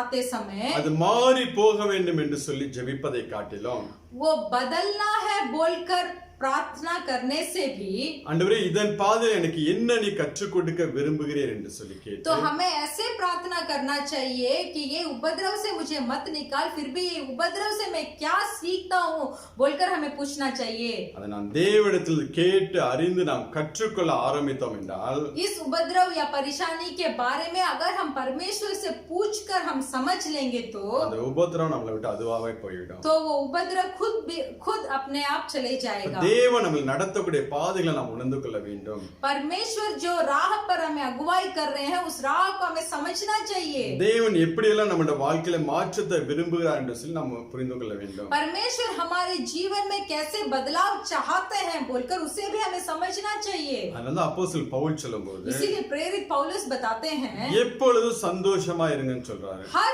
समय खुशी रहिए. எல்லாவற்றுக்கும் தேவனுக்கு ஸ்தோத்திரத்தோட தெரியப்படுத்துங்கள் என்று சொல்லி சொல்கிறார். सब चीजों को परमेश्वर की स्तुति के साथ उन्हें स्तुति के साथ बोलिए. நீங்க பிலிப்பியர் 4ஆம் அதிகாரத்தை எடுத்துக்கொள்வோம். फिलिपियों का पुस्तक उसका 4था अध्याय का लेंगे. 4 முதல் 6 வரை உள்ள வசனங்களை வாசிக்கலாம். 4 से लेकर 6 तक पढ़ेंगे. प्रभु में सदा आनंदित रहो. मैं फिर कहता हूँ आनंदित रहो. तुम्हारी कोमलता सब मनुष्य पर प्रकट हो. प्रभु निकट है. किसी भी बात की चिंता मत करो, परंतु हर एक बात में तुम्हारे निवेदन, प्रार्थना और विनती के द्वारा धन्यवाद के साथ परमेश्वर के सम्मुख उपस्थित किए जाए. அதான் பவுல் தெளிவா சொல்றாரு பாருங்க. पौलुस साफ सूत्रों से बताते हैं கர்த்தருக்குள் எப்பொழுதும் சந்தோஷமாயிருங்கள், प्रभु में सदा आनंदित रहो. என்று மறுபடி சொல்லுகிறேன் என்று சொல்லுகிறார். तो ऐसे बोलते हैं मैं फिर कहता हूँ आनंदित रहो. ஏன்னா தேவன் சகலத்தையும் நன்மைக்கு ஏதுவாக தான் நம்முடைய வாழ்க்கையில செய்கிறவராக இருக்கிறார். क्योंकि परमेश्वर हमारे जीवन में सब भलाई के लिए ही करते हैं. நம்ம ஒரு நாள் நம்முடைய வாழ்க்கையில தீமை அனுபவிக்க வேண்டும் என்று சொல்லி தேவன் பிரியம் கொள்ள மாட்டார். परमेश्वर कभी भी नहीं चाहते हैं कि हमारी जिंदगी में बुराई हो. இஸ்ரவேலை ஆசீர்வதிப்பது அவருடைய பிரியம் என்று சொல்லி வேதம் சொல்லுகிறது. पवित्र बाइबल बताती है इजराइल को आशीष करना ही परमेश्वर के लिए प्रिय है. உண்மையிலே நீங்களும் நானும் அனுபவிக்க வேண்டிய தீமைகள் எல்லாவற்றையும் सच्चाई से बताते हैं आप और हम जो नष्ट को भुगतना था, ஆண்டவரே இயேசு கிறிஸ்து அந்த கல்வாரி சிலுவையில சுமந்து தீர்த்துட்டாரு. तो परमेश्वर यीशु मसीह उस कलवरी क्रूस में सबको सह लिया था. அதான் வேதம் சொல்லுகிறது ஆண்டவரே இயேசு கிறிஸ்து நன்மை செய்கிறவராகவே சுற்றி திரிகிறார். इसीलिए पवित्र बाइबल बताती है परमेश्वर यीशु मसीह सिर्फ भलाई करने के लिए घुमा फिरे थे. இன்றைக்கு நம்மளுடைய வாழ்க்கையில நன்மை செய்கிறவராக சுற்றி திரிகிறார். आज हमारे जिंदगी में भी भलाई करने के लिए हमारे साथ है. சில தீமைகளை ஏன் அனுமதிக்கிறார் என்றால், क्यों कुछ बुराई को अनुमति देते हैं, உடைத்து हमें टूटाकर பழுகி பெருக பண்ணும்படியாக தான். हम फूल फल कर बहुतायत होने के लिए. அந்த காலங்கள் நம்மளுடைய கரத்துல தான் இருக்கிறது. तो वो काल जो है, वो समय जो है हमारे हाथ में ही है. ஆபிரகாம் 25 ஆண்டு காலம் அவர் எடுத்துக்கொண்டார். अब्राहम 25 वर्ष ले लिए थे. மோசே 40 ஆண்டு காலம் எடுத்துக்கொள்வார். मूसा 40 वर्ष को लिए थे. யோசேப் பாத்தீங்கன்னா ஒரு 13 ஆண்டு காலம் அவர் எடுத்துக்கொள்வார். यूसुफ को देखेंगे तो 13 साल वो लिए थे. தாவீது ஒரு 13-14 வருஷம் எடுத்துக்கொள்வார். दाऊद भी 13 या 14 वर्ष हो गया था. அதாவது தாவீதை குறித்து ஆண்டவர் சொல்வார், ऐसा है कि दाऊद के बारे में परमेश्वर बताते हैं, என் இருதயத்துக்கு ஏற்றவனாய் இருக்க கண்டேன், मेरा हृदय के उचित मनुष्य में दाऊद को मैंने देखा. சித்தமானவை எல்லாம் அவன் செய்வான் என்று சொல்லி ஆண்டவர் சாட்சி तो கொடுக்கிறார். परमेश्वर दाऊद के बारे में ऐसे गवाही देते हैं कि जो मेरा सिद्ध है वो दाऊद करेगा. அந்த வார்த்தை ஆண்டவரிடத்து வாங்குவதற்கு தான் தாவீது ஒரு உடைக்கப்பட்ட அனுபவத்துக்குள்ளே கடந்து போகிறான். तो यही शब्द परमेश्वर के मुंह से सुनने के लिए दाऊद इतने टूटे हुए अनुभव के अंदर जाते हैं। நம்மளோட வாழ்க்கையில இருக்கிற உபத்திரவங்கள், तो हमारे जीवन में जो उपद्रव है, பாடுகள் எல்லாம் जितना भी कष्ट है, தேவன் நம்மளை ஆசீர்வதித்து பெருக பண்ணுவதற்கு, तो परमेश्वर हमें आशीष कर कर बहुतायत करने के लिए, தேவன் நடத்தக்கூடிய பாதைக்கு நீங்கள் அவரோடு ஒத்துழைக்க வேண்டும். तो परमेश्वर जो राह पे आपको अगुवाई करते हैं और उस राह पे परमेश्वर का साथ दीजिए। முறுமுறுக்க கூடாது, बड़बड़ाइए मत, உங்களுடைய ஜெப வாழ்க்கையை குறைத்து விடக்கூடாது, आपके प्रार्थना का जीवन को आप कुचल मत डालिए, உங்களுடைய வேத வாசிப்பை குறைத்து விடக்கூடாது, आपका जो बाइबल पढ़ने का समय है उसको कम मत कीजिए। எப்போதும் போல நீங்கள் செய்து கொண்டே இருக்க வேண்டும். जैसे आप पहले करते थे परमेश्वर के अंदर वैसे ही करते रहिए, சோர்ந்து போகாமல் थक मत जाइए, அதே உற்சாகத்தோடு நீங்க தேவ சமூகத்தில் காணப்பட வேண்டும். तो वही उत्साह के साथ परमेश्वर के सम्मुख में बैठिए, அப்பதான் தேவன் உருவாக்குறதை நம்மளால உணர்ந்து கொள்ள முடியும். तभी परमेश्वर जो नए सृष्टि हमें कर रहे हैं उसको हम महसूस कर सकते हैं। என்னுடைய அனுபவத்துல நான் உங்களுக்கு சொல்ல வேண்டும் என்றால், मेरा अनुभव अगर आपको बताना है तो 23-24 வருஷம் ஆச்சு அந்த ஆண்டவரை நான் தெரிந்து கொண்டு, 24 साल हुए इस परमेश्वर को मुझे जानने के लिए। என்னுடைய 20 வருஷம் நான் வாழ்க்கையை திரும்பி பார்த்தேன் என்றால், मेरा 20 वर्ष का जीवन को अगर मैं पीछे मुड़कर देखूंगा, அநேக காரியங்களை உடைத்து உருவாக்கி ஆசீர்வதித்து உலக பிரகாரமான ஆசீர்வாதம், ஆவிக்குரிய ஆசீர்வாதங்களை கொடுத்து தேவன் நடத்தி கொண்டு வருகிறார். बहुत सारे अनुभव के अंदर मुझे लेके जाकर, मुझे तोड़कर, मुझे सृष्टि कर कर संसारिक आशीर्वाद और परलोक आशीर्वाद के अंदर परमेश्वर ने मुझे अगुवाई किए हैं। அநேக காரியங்கள் உடைக்கப்பட்ட அனுபவத்துக்குள்ளே கடந்து சென்றேன். बहुत सारे कार्य ऐसे था कि मैं टूटे हुए अनुभव के अंदर में जा रहा था। அந்த அனுபவத்துக்கு வந்தனால தான் இவ்வளவு ஒரு ஆசீர்வாதத்தை தேவன் எனக்கு கொடுத்தார். उस टूटे हुए अनुभव के अंदर में गुजरा, इसीलिए अभी परमेश्वर ने मुझे इस आशीर्वाद का जिंदगी को दिया है। இன்னும் உடைக்கப்படுறதுக்கு நான் என்னை ஒப்பு கொடுத்திருக்கிறேன். और भी मुझे तोड़ने के लिए मुझे अपने आप को मैं समर्पण किया हूँ। அதனால என்னுடைய வாழ்க்கையில வரக்கூடிய சரீரத்தில் வரக்கூடிய வியாதிகளை குறித்து நான் எப்பொழுதும் கவலைப்படுவதே கிடையாது. इसीलिए मेरे शरीर में जितने भी रोग आता है मैं उसके लिए कभी चिंता नहीं करता। அதன் மத்தியிலும் வாழ்ந்து நான் தேவனுடைய நாமத்தை மகிமைப்படுத்த வேண்டும் என்று சொல்லி, उस रोग के बीच में भी मैं जिंदा रहकर परमेश्वर के नाम को मैं महिमा करूंगा। எந்த உடைக்கப்பட்ட அனுபவத்துக்குள் கடந்து செல்கிறேனோ, जितना भी टूटे हुए अनुभव के अंदर मैं जाता हूँ, அதன் மத்தியிலும் தேவனுடைய ஊழியத்தை செய்ய வேண்டும் என்று சொல்லி ஓடிக்கொண்டிருக்கிறோம். तो उसके मध्य में भी परमेश्वर का सेवकाई को मुझे करना है बोलकर मैं दौड़ रहा हूँ। அது ஒரு நாளும் நம்மை தடுத்து நிறுத்தக்கூடாது. एक दिन भी वो हमें वो रोका नहीं कर सकता। உடைக்கப்பட்டதுக்கு அப்புறம் टूटने के बाद தேவன் நம்மளை பெருக பண்ணுவார். परमेश्वर हमें बहुतायत करते हैं। நம்ம மைண்ட்ல அதுதான் இருக்கணும். तो हमारे सोच में वही रहना चाहिए। நம்மளுடைய ஃபோக்கஸ் ஆண்டவருடைய ஆசீர்வாதத்தை குறித்து இருக்க வேண்டும். हमारा निशाना परमेश्वर के आशीर्वाद की ओर होना चाहिए। நடத்தக்கூடிய பாதைகள் மேல் நாம் கவனத்தை வைத்து விடக்கூடாது. जो राह पे परमेश्वर हमें अगुवाई कर रहे हैं उस राह के ऊपर हमें बहुत ध्यान नहीं करना चाहिए। தேவன் கொண்டு போய் சேர்க்க விரும்புகிற இடத்தை நோக்கி நாம் ஓடுகிற பிள்ளைகளாக இருக்க வேண்டும். परमेश्वर जो राह पे हमें लेके जाकर पहुंचाते हैं उस राह पे ही हमारा निशाना होना चाहिए। ஒருவேளை உங்களுக்கு உடைக்கப்படுவது உங்களுடைய சரீரத்தின் வியாதியாக கூட இருக்கலாம். अगर आपको आपकी शरीर के रोग ही आपको तोड़ती है ஒப்பு கொடுங்க. तो समर्पण कीजिए। ஆண்டவருடைய கரத்துல உருவாகப்படுறதுக்கு ஒப்பு கொடுங்க. परमेश्वर के हाथों में एक नया सृष्टि होने के लिए आपको समर्पण உங்களுடைய कीजिए। சுபாவத்தை விட்டு வெளியே வர பிரயாசப்படுங்க. आपके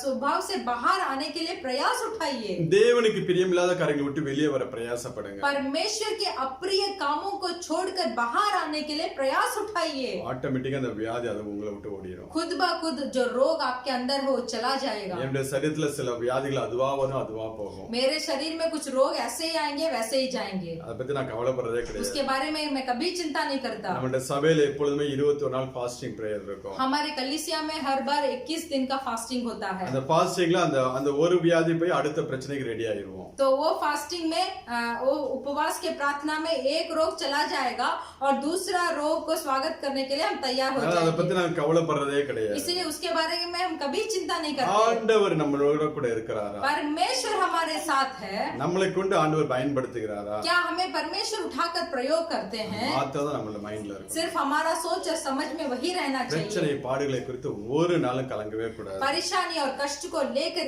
एक दिन भी दुख मत हो जाइए. நீ மோசேயோட வாழ்க்கையை பாத்தீங்கன்னா, आप मूसा की जिंदगी को देखेंगे. மோசேயோட வாழ்க்கை மொத்தம் 120 வருஷம். मूसा का जीवन पूरा 120. உபாகமம் 34 அதிகாரம் 7வது வசனத்துல வாசித்தோம் என்றால்,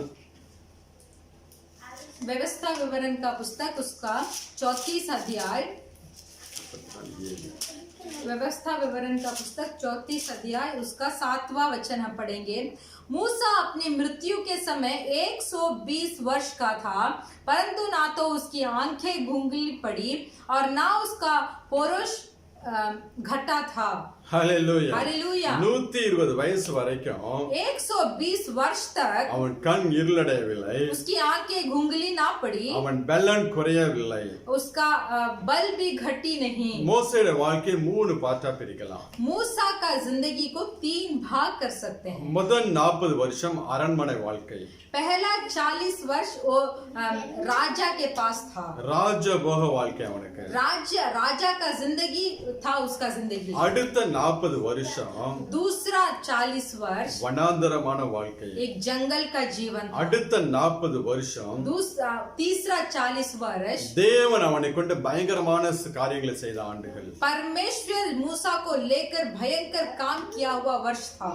அப்ப இந்த 3 பார்ட்ட மோசேயோட வாழ்க்கையை நான் பார்த்தோம் என்றால், तो ये 3 भाग मूसा के जिंदगी में हम देखेंगे तो அப்போஸ்தலர் 7ஆம் அதிகாரத்துல 20 இருந்து 23 வரை உள்ள வசனங்களை வாசிக்கலாம். प्रेरितों का पुस्तक उसका 7वां अध्याय 21 से लेकर 23 तक हम पढ़ेंगे. 20 से लेकर 23 तक पढ़ेंगे. उस समय मूसा उत्पन्न हुआ, वह परमेश्वर की दृष्टि में बहुत ही सुंदर था. वह 3 महीने तक अपने पिता के घर में पाला गया. जब फेंक दिया गया तो फिरौन की बेटी ने उसे उठा लिया और अपना पुत्र करके पाला. मूसा को मिस्रियों की सारी विधियां पढ़ाई गई और वह वचन और कर्म दोनों में सामर्थ था. जब वह 40 वर्ष का हुआ तो उसके मन में आया कि मैं अपने इजरायली भाइयों से भेंट करूं. அந்த மோசே பிறந்த காலத்திலே, जब मूसा जन्म हुआ, அந்த இஸ்ரவேல் ஜனங்களை பிறக்கக்கூடிய ஆண் பிள்ளைகள் எல்லாம் அந்த எகிப்தியர் கொன்று போட்டுக் கொண்டிருந்தார்கள். तो उस समय मिस्र देश के लोग क्या करते थे, इजराइल लोगों को जितना भी पुरुष पैदा होते थे उनको सब ஆண் பிள்ளைகள் बेटा जो पैदा होते थे उनको मारा जाता था. तो மோசே 3 மாத காலம் அவனுடைய தாயார் வீட்டுக்குள்ளே மறைத்து வைத்திருந்தார்கள். इसीलिए मूसा के माँ ने उसे 3 महीने घर के अंदर उसको छुपा कर रखा. அதுக்கப்புறம் அவனை மறைத்து வைக்க முடியவில்லை. उसके बाद उसको छिपा कर नहीं रख सकती. அவனை ஒரு கூடையில வைத்து ஆற்றிலே விடுகிறார்கள். तो उसे फेंका दिया गया एक नाल में. அந்த பார்வோனுடைய குமாரத்தியுடைய கைக்கு அவன் போய் கிடைக்கிறான். तो वो फिरौन की बेटी के हाथ में मूसा मिलते हैं. அங்க அந்த அரண்மனையில 40 ஆண்டு காலம் அவன் வாழ்கிறான். तो वो उस राज्य में 40 वर्ष वो पाला पोसा गए. அவன் எல்லா காரியத்திலும் நல்ல ட்ரெயின் அப் ஆகிறான். तो सारी विधियों में बहुत अच्छा सामर्थ हो गया था. நல்ல படித்தவனாக காணப்படுகிறான். अच्छा पढ़ाई किया था. சகல சாஸ்திரங்களையும் கற்பிக்கப்பட்டவனாக காணப்படுகிறான். और वचन और कर्म दोनों में सामर्थ था. அந்த 40 ஆண்டுகள் அவன் உருவாக்கப்படுகிறான் அரண்மனையிலே. तो उस राजा के घर में 40 वर्ष वो बड़ा किया गया. அதுக்கப்புறம் தன்னுடைய சகோதரன் தன்னுடைய சொந்த ஜனங்களை ரட்சிக்க வேண்டும் என்று சொல்லி பிரயாசப்பட ஆரம்பிக்கிறான். इसीलिए जब वह 40 वर्ष का हुआ तो उसके मन में आया कि मैं अपने इजराइल भाइयों से भेंट करूं. 25 वचनத்தை வாசிக்கலாம். 25वां वचन. उसने सोचा कि उसके भाई समझेंगे कि परमेश्वर उसके हाथों से उनका उद्धार करेगा, परंतु उसने ना समझा. அங்கே மோசே சொல்லுகிறார், वहां मूसा बोले, என்னுடைய கையில தன்னுடைய சகோதரருக்கு தேவன் ரட்சிப்பை கொடுப்பார் என்று சொல்லி. तो वो ऐसे बोलते हैं मेरे हाथों से ही मेरा परमेश्वर मेरे भाई को छुटकारा देंगे. என்னால இந்த ஜனங்களை ரட்சிப்பை என்னால ஜனங்களை மீட்டு கொண்டு போக முடியும் என்று சொல்லி அங்க மோசே நினைக்கிறான். तो मूसा ऐसे सोचते हैं कि मेरे भाइयों को यहाँ से छुटकारा देकर मैं ले जा सकता हूँ. ஆனால் தேவன் சில ஒன்னால அது கூடாத காரியம் என்று சொல்லிதான். तो परमेश्वर बोलते हैं मूसा के पास तुझसे ये काम नहीं होगा। அங்கிருந்து மோசேயை பிரித்தெடுக்கிறார். तो वहां से मूसा को अलग किया। அங்கே ஒரு எகிப்தியனை கொலை செய்கிறார். वहां एक मिस्र देश का व्यक्ति को वो घायल किया। அதை பார்வோன் கேள்விப்படும்போது तो जब उसका मृत्यु हुआ इसके बारे में फिरौन सुनते हैं, அது நிமித்தம் மோசேக்கு பிரச்சனை வரும் என்று சொல்லி तो इसके निमित्त मूसा को कुछ परेशानी होगी बोलकर அவன் மீதியான் தேசத்துல 40 ஆண்டு காலம் அங்கே இருக்கிறான். तो मिदियान देश में वो 40 वर्ष वहां रहता था। நீங்க வாசிக்கலாம் 30வது வசனத்தை வாசிக்கலாம். आप पढ़ सकते हैं 30वां वर्ष। जब पूरे 40 वर्ष बीत गए तो एक स्वर्गदूत ने सीने पहाड़ के जंगल में उसे जलती हुई झाड़ी के ज्वाली में दर्शन दिया। मूसा को यह दर्शन देखकर आश्चर्य हुआ और जब देखने के लिए वह पास गया तो प्रभु का यह शब्द हुआ। இங்கே 40 ஆண்டு காலம் அவன் அந்த மீதியான் தேசத்திலே வனாந்திரத்திலே வாழ்ந்து கொண்டிருக்கிறான். तो यहाँ 40 वर्ष मूसा एक जंगल में थे। 40 வயதான போது ऐसा है कि 40 वर्ष होने के बाद தன் ஜனங்கள் ரட்சிக்கப்பட வேண்டும் என்று பிரயாசப்படுகிறான். अपने खुद के लोग उद्धार प्राप्त करना है बोलकर प्रयास उठाते हैं। ஒரு எகிப்தியனை கொலை செய்கிறான். एक मिस्र देश के व्यक्ति को मार डाला। அது நிமித்தம் அந்த தேசத்தை எகிப்து தேசத்தை விட்டு அவன் வெளியே போகிறான். इसके निमित्त वो मिस्र देश को छोड़कर वो बाहर गया। அதுக்கப்புறம் 40 ஆண்டு காலங்கள் அவன் வனாந்திரத்திலே வாழ்ந்து கொண்டிருக்கிறான். उसके बाद 40 वर्ष वो जंगल में ही जीवन को बिताए। ஆடுகளை மேய்த்து கொண்டு அந்த வனாந்திரத்திலே வாழ்ந்து கொண்டிருக்கிறான். ऐसे भेड़ को चरवाह कर उस जंगल में वो अपना जीवन को बिता रहे थे। அந்த நேரத்துல தேவன் அவனை உடைத்து உருவாக்க ஆரம்பிக்கிறார். उस समय ही परमेश्वर उसको टूट कर बनाए। அதனாலதான் தேவன் அங்க அந்த முட்செடியில அவனுக்கு தரிசனமாகி इसीलिए वो जलती हुई झाड़ी में परमेश्वर ने उसको दर्शन दिया। அவனை பார்த்து நீ புறப்பட்டு எகிப்து தேசத்துக்கு போ என்று சொல்லும்போது तो उसको मूसा को देखकर परमेश्वर ने कहा तू अभी मिस्र देश को जा। மோசே சொல்வார், तब मूसा ने बोला என்னால அது முடியாது, मेरे लिए वो नहीं होगा। நான் திக்கு வாய் மந்த புத்தி உள்ளவன், तो मेरा समझ ठीक नहीं है, मेरा बुद्धि ठीक नहीं है और मैं सही तरीके से बोल भी नहीं सकता। நான் திக்கு வாய் மந்த நாவும் உள்ளவன் என்று சொல்லுகிறான். तो बोलता है कि मेरा जीभ ठीक नहीं है और मेरा बुद्धि भी ठीक नहीं है। என்னால முடியாத ஆண்டவரே, तो मेरे से ये नहीं होगा। நீங்க அனுப்ப சித்தம் இருந்தா யாரையாவது அனுப்பிச்சிங்க, என்ன விட்டுருங்க அப்படிங்கிறான். आपको भेजना था और किसी को भेजिए, मुझे छोड़ दीजिए। ஒரு காலத்துல 40 வயசா இருக்கும்போது அவன் சொன்னது, एक समय जब उसका 40 उम्र था तब वो बोला ஏன் கையினால் இந்த ஜனங்களுக்கு ரட்சிப்பு உண்டாகும் என்று சொல்லி அவன் பிரயாசப்படுகிறான். वो ऐसे प्रयास करता था कि मेरे हाथों से ही ये इन लोगों का छुटकारा मिलेगा। அந்த 40 ஆண்டுகள் கழித்து 80வது வயசுல சொல்லுகிறான், अभी वो 40 उम्र बीत गए, अभी 80 उम्र में वो बोलता है என்னால இது முடியாது, मेरे से ये काम नहीं होगा। இதுக்குதான் அந்த 40 ஆண்டு காலம்.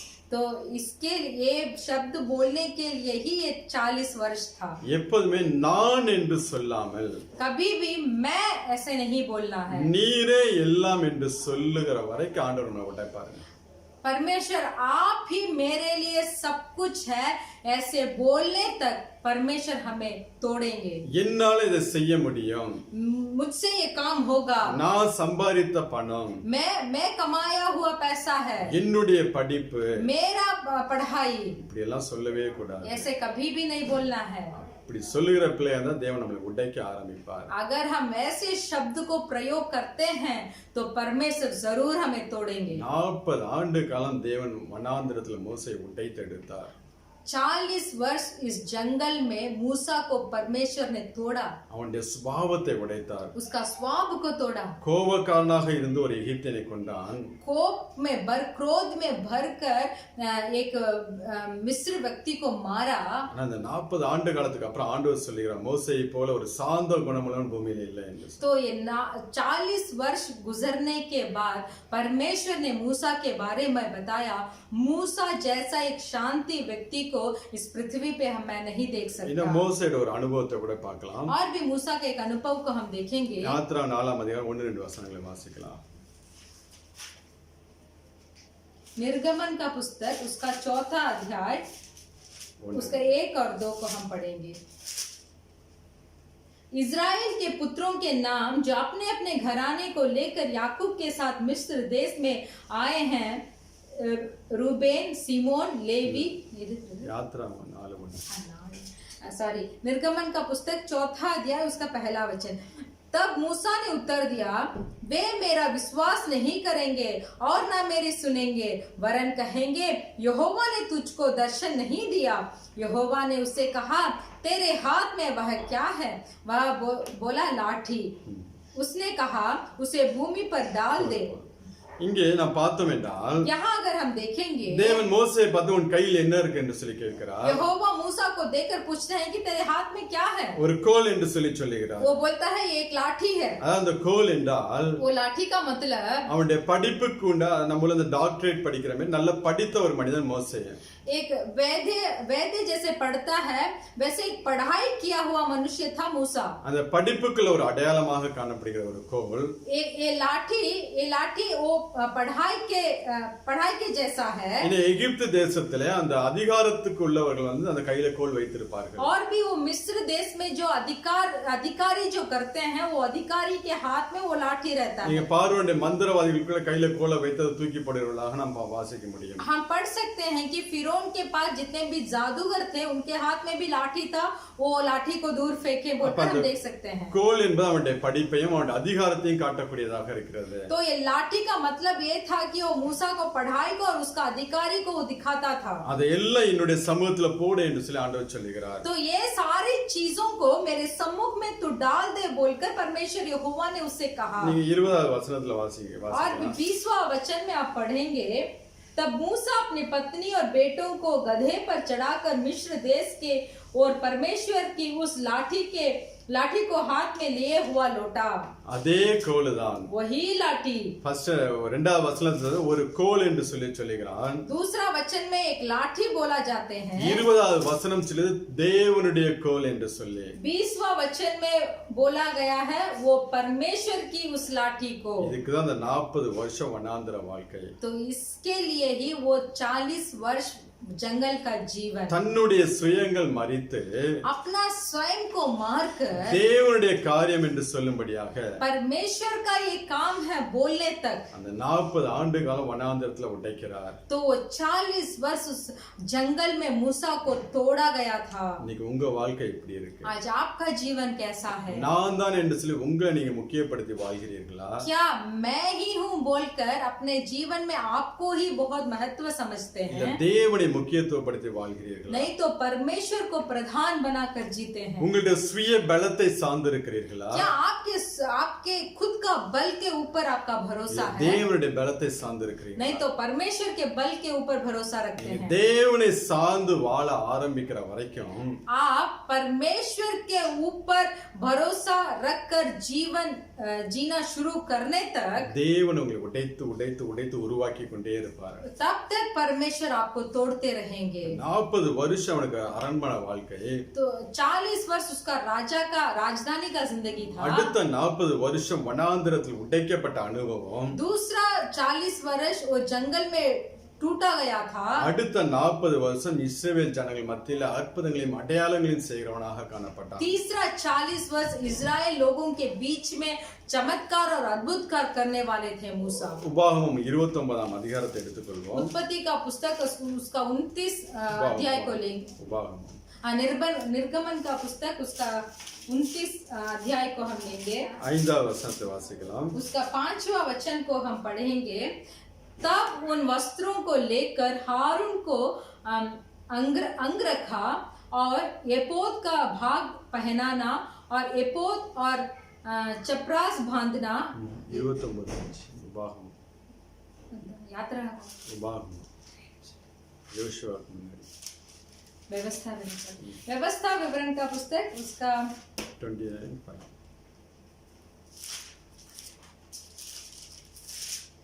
व्यवस्था विवरण का पुस्तक उसका 29 अध्याय उसका 5वां वचन।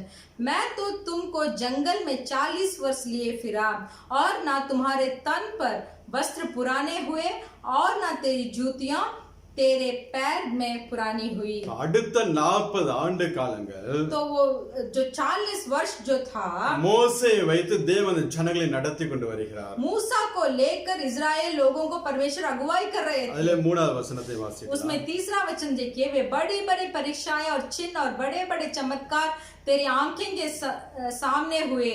பெரிய அடையாளங்களையும் बहुत बड़ा चिन्ह है, அற்புதங்களையும் अद्भुत काम। கண்ணார கண்டீர்களே என்று சொல்லி தேவன் சொல்கிறார். परमेश्वर बोलते हैं बहुत बड़े चिन्ह, बड़े बड़े चमत्कार को आपके आंखों के सामने आपने देखा। அடையாளங்களையும் அற்புதங்களையும் தேவன் மோசேயை கொண்டு பண்ணினார். ये चिन्ह और चमत्कार काम को परमेश्वर मूसा को लेकर किया। அவனுடைய கோல் என்னைக்கு தேவனுடைய கோலாக மாறினதோ जब मूसा का लाठी परमेश्वर का लाठी बना, அந்த கோலை நீட்டும் போது செங்கடல் இரண்டாக तो பிளந்தது. वो लाठी को सामने दिखाते समय वो लाल समुद्र दो भागा हुआ। அந்த கோலால கண்களை அடிக்கும் போது தண்ணீர் புறப்பட்டு வந்துச்சு. वो लाठी से लेकर जब वो चट्टान को मारा उसमें से पानी बाहर आया। அப்படிப்பட்ட அற்புதங்களையும் அடையாளங்களையும் தேவன் மோசேயை கொண்டு பண்ணினார். तो मूसा को लेकर इतना बड़े अद्भुत और चमत्कार काम को प्रभु यहोवा ने किया। 40 ஆண்டு காலம் அவன் செய்த அற்புத அடையாளங்களுக்கு तो ये 40 वर्ष जितना भी अद्भुत और चमत्कार काम को किए, 40 ஆண்டு காலம் உடைக்கப்பட்டது அவனுக்கு மிக மிக அவசியமாக இருந்துச்சு. तो पहला दूसरा 40 वर्ष जहां मूसा जंगल में तोड़ा गया था, वो बहुत आवश्यक था कि ये 40 वर्ष तीसरा 40 वर्ष में अद्भुत और चमत्कार काम करने के लिए। தேவன் நம்மளுடைய வாழ்க்கை நாம் தேவ கரத்துல ஒப்பு கொடுக்கும்போது, जब हमारी जिंदगी को हम परमेश्वर के हाथों पे समर्पण करेंगे, தேவன் நம்மளையும் எடுத்து परमेश्वर हमें भी लेकर உடைப்பார். तोड़ेंगे। உடைக்காம ஒண்ணும் பண்ணவே மாட்டாங்க. बिना तोड़े कुछ भी नहीं कर सकते। என்ன உடைக்க கூடாது, आज मुझे नहीं तोड़ना है, உபத்திரமே வரக்கூடாது, मुझे उपद्रव नहीं आना है, அப்படிலாம் ஜெபம் பண்ணவே பண்ணாது. वैसे प्रार्थना मत कीजिए। எல்லா உபத்திரவத்தின் பாதையில ஆண்டவர் நம்மை நடத்தி கொண்டுதான் போவார். सारे उपद्रव के राहों में परमेश्वर हमें अगुवाई करेंगे। அதுதான் நம்மளை பெருக பண்ணுவதற்கு அதுதான் பெருக பண்ணுவதற்கு ஒரு அடையாளமாக காணப்படும். तो वही एक चिन्ह है जहां हमें परमेश्वर बहुतायत करेंगे। இந்த process இல்லாம அந்த பெருக்க நம்மளோட வாழ்க்கையில கடந்து வராது. तो ये सारी नियमों के बिना एक बढ़ाई हमारे जिंदगी में नहीं आएगी। ஒன்னு நாம் நல்லா தெரிஞ்சுக்கணும், एक चीज को हमें अच्छा से समझ लेना தேவன் நம்மை चाहिए, உடைக்கிறவர் மாத்திரமல்ல, परमेश्वर सिर्फ हमें तोड़ते नहीं, உருவாக்கக்கூடிய கர்த்தர். हमें सृष्टि भी करते हैं। எரேமியாவை பார்த்து ஆண்டவர் சொல்லுவார், यिर्मयाह को देखकर परमेश्वर बताएंगे, குயவன் வீட்டுக்கு எழுந்து போய் என்று சொல்லி तो சொல்லுவார். कुम्हार के घर पे तू जा। எரேமியா 18ஆம் அதிகாரத்துல यिर्मयाह का पुस्तक उसका 18 अध्याय, அங்கே குயவன் ஒரு பாத்திரத்தை வணைந்து கொண்டிருக்கும் போது वहाँ कुम्हार एक मिट्टी का बर्तन को बनाते हैं। அந்த குயவனோடு அது ஒத்து போகாமல் वो कुम्हार के साथ वो मिट्टी नहीं ऐसे उसके साथ वो नहीं होती அந்த है। களிமண் அந்த குயவனுக்கு ஒத்து போகாமல் वो मिट्टी जो है वो कुम्हार के साथ अपना हाथ नहीं दे रहा அவன் है, கையில் இருக்கும்போது அது கெட்டு போகிறதாக காணப்படுகிறது. तो कुम्हार के हाथों में वो मिट्टी खराब हो गया। ஆனால் மீண்டும் அதை வணைந்து வேற பாத்திரமாய் வணைந்து கொள்ளும்படியாக குயவன் பிரயாசப்படுகிறார். इसीलिए कुम्हार और प्रयास उठाते हैं कि और उसको एक अच्छा नया रूप दे। அதே பொழுது நாம் தேவனுக்கு பிரியமாய் தேவ சித்தத்துக்கு நாம் ஒப்பு கொடுக்கவில்லை என்றால், ऐसे ही अगर परमेश्वर के प्रिय के अनुसार या तो परमेश्वर के सिद्ध को हमें अगर हम समर्पण नहीं करेंगे, தேவன் நடத்தக்கூடிய பாதையில் நாம் அவரோடு ஒத்து போகாமல் இருந்தோம் என்றால், अगर परमेश्वर के राह पे जो हमें अगुवाई कर रहे हैं उनके साथ अगर हम नहीं देंगे, கெட்டு போன ஒரு அனுபவம். तो वो एक खराब होने का एक अनुभव அதே है। நேரத்துல उसी समय எப்படி வேணா என்ன வணைந்து கொள்ளுங்க ஆண்டவரே என்று சொல்லி, अगर आप ऐसे बोलेंगे, हे परमेश्वर यहोवा जो भी रूप तू चाहता है वैसे मुझे बना बोलेंगे, அவருடைய கரத்துல ஒப்பு கொடுத்துட்டீங்கன்னா अगर उन परमेश्वर के हाथ में आपको आप समर्पण करेंगे, நல்ல ஒரு பாத்திரமாய் உங்களை வணைந்து கொள்வார். तो एक अच्छा बर्तन आपको बनाएंगे। நீங்க சங்கீதம் 119 आप भजन संगीता 119 अध्याय 73வது வசனத்தை வாசிக்கலாம்.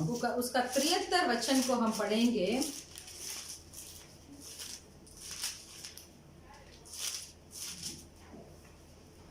तेरे हाथों में मैं बनाया और रचा गया हूँ, मुझे समझ दे कि मैं तेरी आज्ञाओं को सीखूं। ஹalleluya. हालेलुया। உம்முடைய கரங்களை நீ உண்டாக்கி நீ உருவாக்கிட்ட என்று சொல்லி சொல்லுகிறான். तेरे हाथों से मैं बनाया और रचाया गया हूँ बोलकर यहाँ बोलते हैं। அதுக்கு மேல உள்ள வசனங்களை வாசினா, उसका ऊपर के वचन को अगर आप पढ़कर देखेंगे, நான் உபத்திரப்பட்டது நல்லது என்று சொல்லி சொல்லுகிறான். यहाँ बताया गया है कि मैं जो उपद्रव मैं पाया था वो भलाई के लिए அதான் था, உமது பிரமாணங்களை கற்றுக்கொண்டேன் என்று சொல்லி சொல்லுகிறான். इसीलिए मैंने तुम्हारा विधियों को मैं सीखा।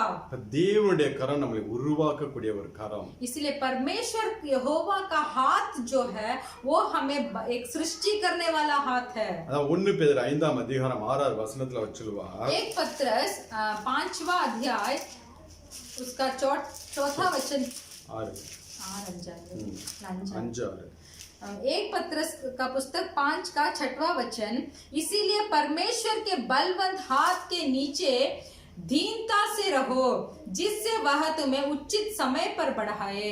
5 6 தானே ஏற்ற காலத்துல. ஆமா.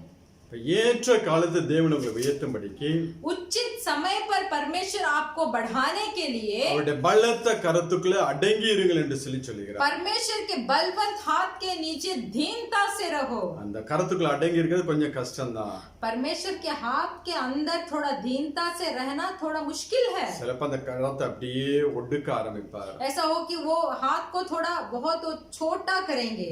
அது கஷ்டமாக தான் இருக்கும். तब हमें थोड़ा कष्ट होगा. சிலப்ப இந்த கரத்துல வைத்து நம்மளை நல்லா தாளாட்டுவார். ऐसा फिर ये हाथ में रखकर हमें थोड़ा अच्छा सुकून से भी रखेंगे. இந்த கரத்துல வைத்து சிலப்ப நம்மளை அணைத்துக் கொள்வார். ये हाथ में रखकर हमें अपने सीने से भी लगाएंगे. எல்லா அனுபவத்துக்குள்ளும் தேவன் நம்மளை நடத்தி கொண்டு போவார். तो सारे अनुभव के अंदर परमेश्वर हमें अगुवाई करेंगे. அவர் நம்மளை உருவாக்கும்படியாக, परमेश्वर हमें सृष्टि करने के लिए, கரத்துக்குள்ளே நாம் அடங்கி இருக்கிற பிள்ளைகளாக, तो उस हाथ के अंदर हमें दीनता से रहने के लिए என்ன உபத்திரவங்கள் வந்தாலும், जितना भी उपद्रव आए, எந்த உடைக்கப்பட்ட அனுபவத்துக்குள்ளே கடந்து போனாலும், जितना भी टूटे हुए अनुभव के अंदर हम जाए भी तो அதனால ஒரு நாளும் முறுமுறுக்காமல், उसके लिए एक भी दिन हम बड़बड़ाएंगे नहीं. எப்பொழுது கர்த்தருக்குள்ளே சந்தோஷமாய் இருந்து, हर समय परमेश्वर प्रभु के अंदर आनंदित में रहकर எல்லாவற்றையும் அவருக்கு ஸ்தோத்திரத்தோட நாம் தேவனுக்கு தெரியப்படுத்த வேண்டும். सारे चीजों को परमेश्वर की स्तुति के साथ हम निवेदन देंगे. எல்லாவற்றுக்கும் நாம் ஸ்தோத்தரிக்கிற பிள்ளைகளாக இருக்க வேண்டும். सारे चीजों के लिए हमें सिर्फ स्तुति करना चाहिए. நம்முடைய பார்வைக்கு தாங்க அது தீமையா தெரியும். हमारे नजर में ही वो बुराई लगेगा.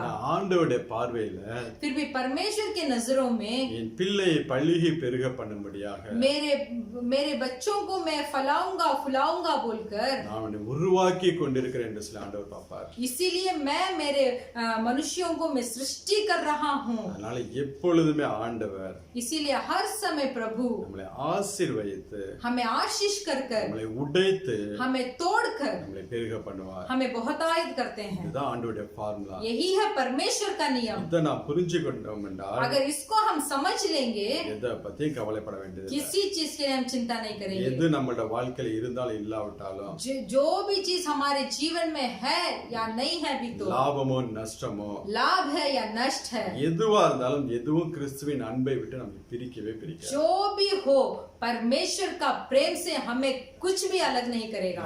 எல்லாவற்றையும் ஆசீர்வாதமாக தேவன் முடிய பண்ணுவார். क्योंकि सारे चीजों को परमेश्वर आशीर्वाद में बदल देंगे. அதனால எந்த காரியத்தை, எந்த உபத்திரம், பிரச்சனை, பாடுகள், போராட்டங்கள் குறித்து கவலைப்படாதீங்க. इसीलिए कोई भी कष्ट, परेशानी, दुख के ऊपर आप चिंता मत कीजिए. எப்பொழுதும் கர்த்தருக்குள்ளே சந்தோஷமாயிருங்க. हर समय परमेश्वर के अंदर खुश रहिए. எல்லாவற்றுக்காக தேவனை ஸ்தோத்திரம் பண்ணுங்க. सारे चीज के लिए परमेश्वर को स्तुति कीजिए. அது உங்களுடைய வாழ்க்கை ஒரு பெரிய ஆசீர்வாதத்தை கொண்டு வரும். वो आपके जीवन में एक बहुत बड़ा आशीर्वाद को लाएगा. கர்த்தர் உங்களை ஆசீர்வதிப்பார். परमेश्वर का आशीष करे. நம்ம எல்லாம் ஜெபிக்கலாம். हम सब प्रार्थना करेंगे.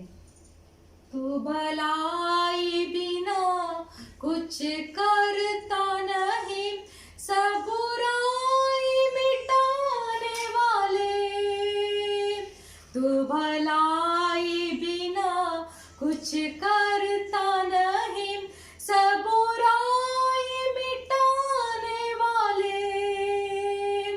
सारे पाप क्षमा करने वाले, नया जीवन मुझे देने वाले. सारे पाप क्षमा करने वाले, नया जीवन मुझे देने वाले. ईशु ईशु तू सबसे है महान. ईशु ईशु खुश रहती तुझ में ये जान, खुश रहती है तुझ में ये जान. Hallelujah hallelujah hallelujah. हाँ परमेश्वर, हम जैसे हमारे आराधना में हम बोले थे कि आप भलाई बिना कुछ भी करने वाले परमेश्वर नहीं है, आप हमारे सारे बुराइयों को भलाइयों में बदलने वाले एकांत परमेश्वर पवित्र यीशु मसीह आप ही है बोलकर हम बोलते हैं परमेश्वर धन्यवाद धन्यवाद। हाँ परमेश्वर, हमारे जीवन में जो इतना उपद्रव है, हमारे जीवन में इतना कष्ट है, हमारे जीवन में इतना तड़प है, हम यूं ही सोच रहे थे कि मेरे जीवन में परेशानियां क्यों हैं, हम यूं ही सोच रहे थे कि इतना मेरे चारों ओर मनुष्य जो है वो अच्छे से है, वो बहुत अच्छे से अपना जीवन को बिता रहे हैं, फिर भी मेरे जीवन में क्यों ऐसा है, मेरे जीवन में क्यों इतना कष्ट आ रहा है, सिर्फ मुझे ही क्यों इतना बोझ मेरे सर के ऊपर पड़ा है परमेश्वर। ऐसे बोलकर हम कितना दिन पूछ रहे थे परमेश्वर, फिर भी आज आपने हमसे बात किया कि हमारे जीवन में कितना भी उपद्रव हो, हमारे जीवन में कितना भी कष्ट हो, हमारे जीवन में कितना भी परेशानियां हो, ये सब परमेश्वर मुझे फला फुला कर बढ़ाई करने के लिए मुझे तोड़ रहे हैं। हालेलुया। रीबा बाबा रघना शिहातुना मलर रबाबा। धन्यवाद मेरे प्रिय भाई और बहनों, हम में से कितनों ने इतना प्रश्न परमेश्वर से पूछा था कि परमेश्वर मुझे क्यों, सिर्फ मुझे क्यों, मुझे ये कष्ट कर रहा है क्यों। आज पवित्र आत्मा आपने हमसे बात किया कि हम खुश हैं, आप हमें तोड़ रहे हैं, हम खुश हैं परमेश्वर, आप मुझे तोड़ रहे हैं, मुझे एक जंगल का जीवन से आप एक आशीर्वाद, स्वर्गीय आशीर्वाद को प्राप्त करने के लिए ही ये सब मेरे जीवन में अनुमति हो रहा है, ये सब मेरे जीवन में आ रहा है। धन्यवाद धन्यवाद, ये परिस्थिति के लिए धन्यवाद, ये वातावरण के लिए धन्यवाद, इस हालात के लिए धन्यवाद, जो कष्ट मेरे ऊपर आई है उसके लिए धन्यवाद बोलिए, जो परेशानी मेरे अंदर आई है उसके लिए धन्यवाद, जो कष्ट आज मैं उठा रहा हूं परमेश्वर उसके लिए धन्यवाद धन्यवाद धन्यवाद। मैं आज से इतनी सारे कष्टों के बीच में भी मैं आनंद रहूंगा, मैं हर समय खुशी रहूंगा, क्योंकि ये प्राण जो है, ये आत्मा जो है, ये सांस जो है परमेश्वर आप में ही खुशी रहती है, आप में ही खुश रह सकती है परमेश्वर। इस अच्छे वचन के लिए धन्यवाद। एक अच्छे वचन के द्वारा आपने हमें सिखा रहे हैं, शिक्षा दे देकर हमें सिखा रहे हैं, प्रेम से हमें सिखा रहे हैं, उस सिखावट के लिए हम धन्यवाद बोलते हैं। आज हमारे जिंदगी को एक मिट्टी के तरह कुम्हार जैसे उसको एक अच्छा रूप देता है, वैसे मेरे जीवन को मैं आपके हाथ में मैं समर्पण करता हूँ। आप जो रूप मुझे देना चाहते हैं वो रूप मुझे दीजिए, जैसे मुझे बनाना चाहते हैं, जैसे मुझे रचना चाहते हैं। आपको मालूम है कि ये मिट्टी कैसे बर्तन बनकर आपको प्रयोग होगा, तो उस बर्तन के समान मुझे बनाइए। सब लोग मुंह खोलकर बोलिए, उस बर्तन के समान मुझे बनाइए, एक टूटे हुए अनुभव के अंदर मुझे लेके जाइए, जहां मैं शांत से मेरे सारे भरोसा को मैं आपके ऊपर रख पाऊं परमेश्वर। धन्यवाद, थैंक यू लॉर्ड, धन्यवाद धन्यवाद धन्यवाद। इस अच्छे वचन को दिए हैं परमेश्वर, हम आपको धन्यवाद देते हैं। हमारे सारे कलीसिया परिवारों को, जो कोई इस वचन को सुना है, उसके अंदर, उन भाई और बहन के अंदर एक जागृति प्राप्त होने के लिए हम प्रार्थना करते हैं परमेश्वर। आप हमें अगुवाई कीजिए परमेश्वर। हालेलुया। सारे परिवारों को, भाई बहन बच्चों को आपके हाथों में रखकर, जरूरतों को आपके हाथों में रखकर, उनके उद्धार को आपके हाथों में रखकर हम प्रार्थना करते हैं। आप ही हमें अगुवाई कीजिए परमेश्वर। यीशु मसीह के नाम से मांगते हैं पिता, आमीन। கர்த்தராகிய இயேசு கிறிஸ்து கிருபையும், हमारा परमेश्वर यीशु मसीह का कृपा, பிதாவாகிய தேவனுடைய அன்பும், पिता परमेश्वर का प्रेम, பரிசுத்த ஆவியானவருடைய அந்யோன்ய ஐக்கியம், और पवित्र आत्मा का सौभाग्यता இன்றும் என்றும் நாம் அனைவரோடு கூட இருப்பதாக आज और हर पल हमारे साथ होते रहे। आमीन। आमीन। Hallelujah hallelujah hallelujah hallelujah. जय मसीह। जय मसीह।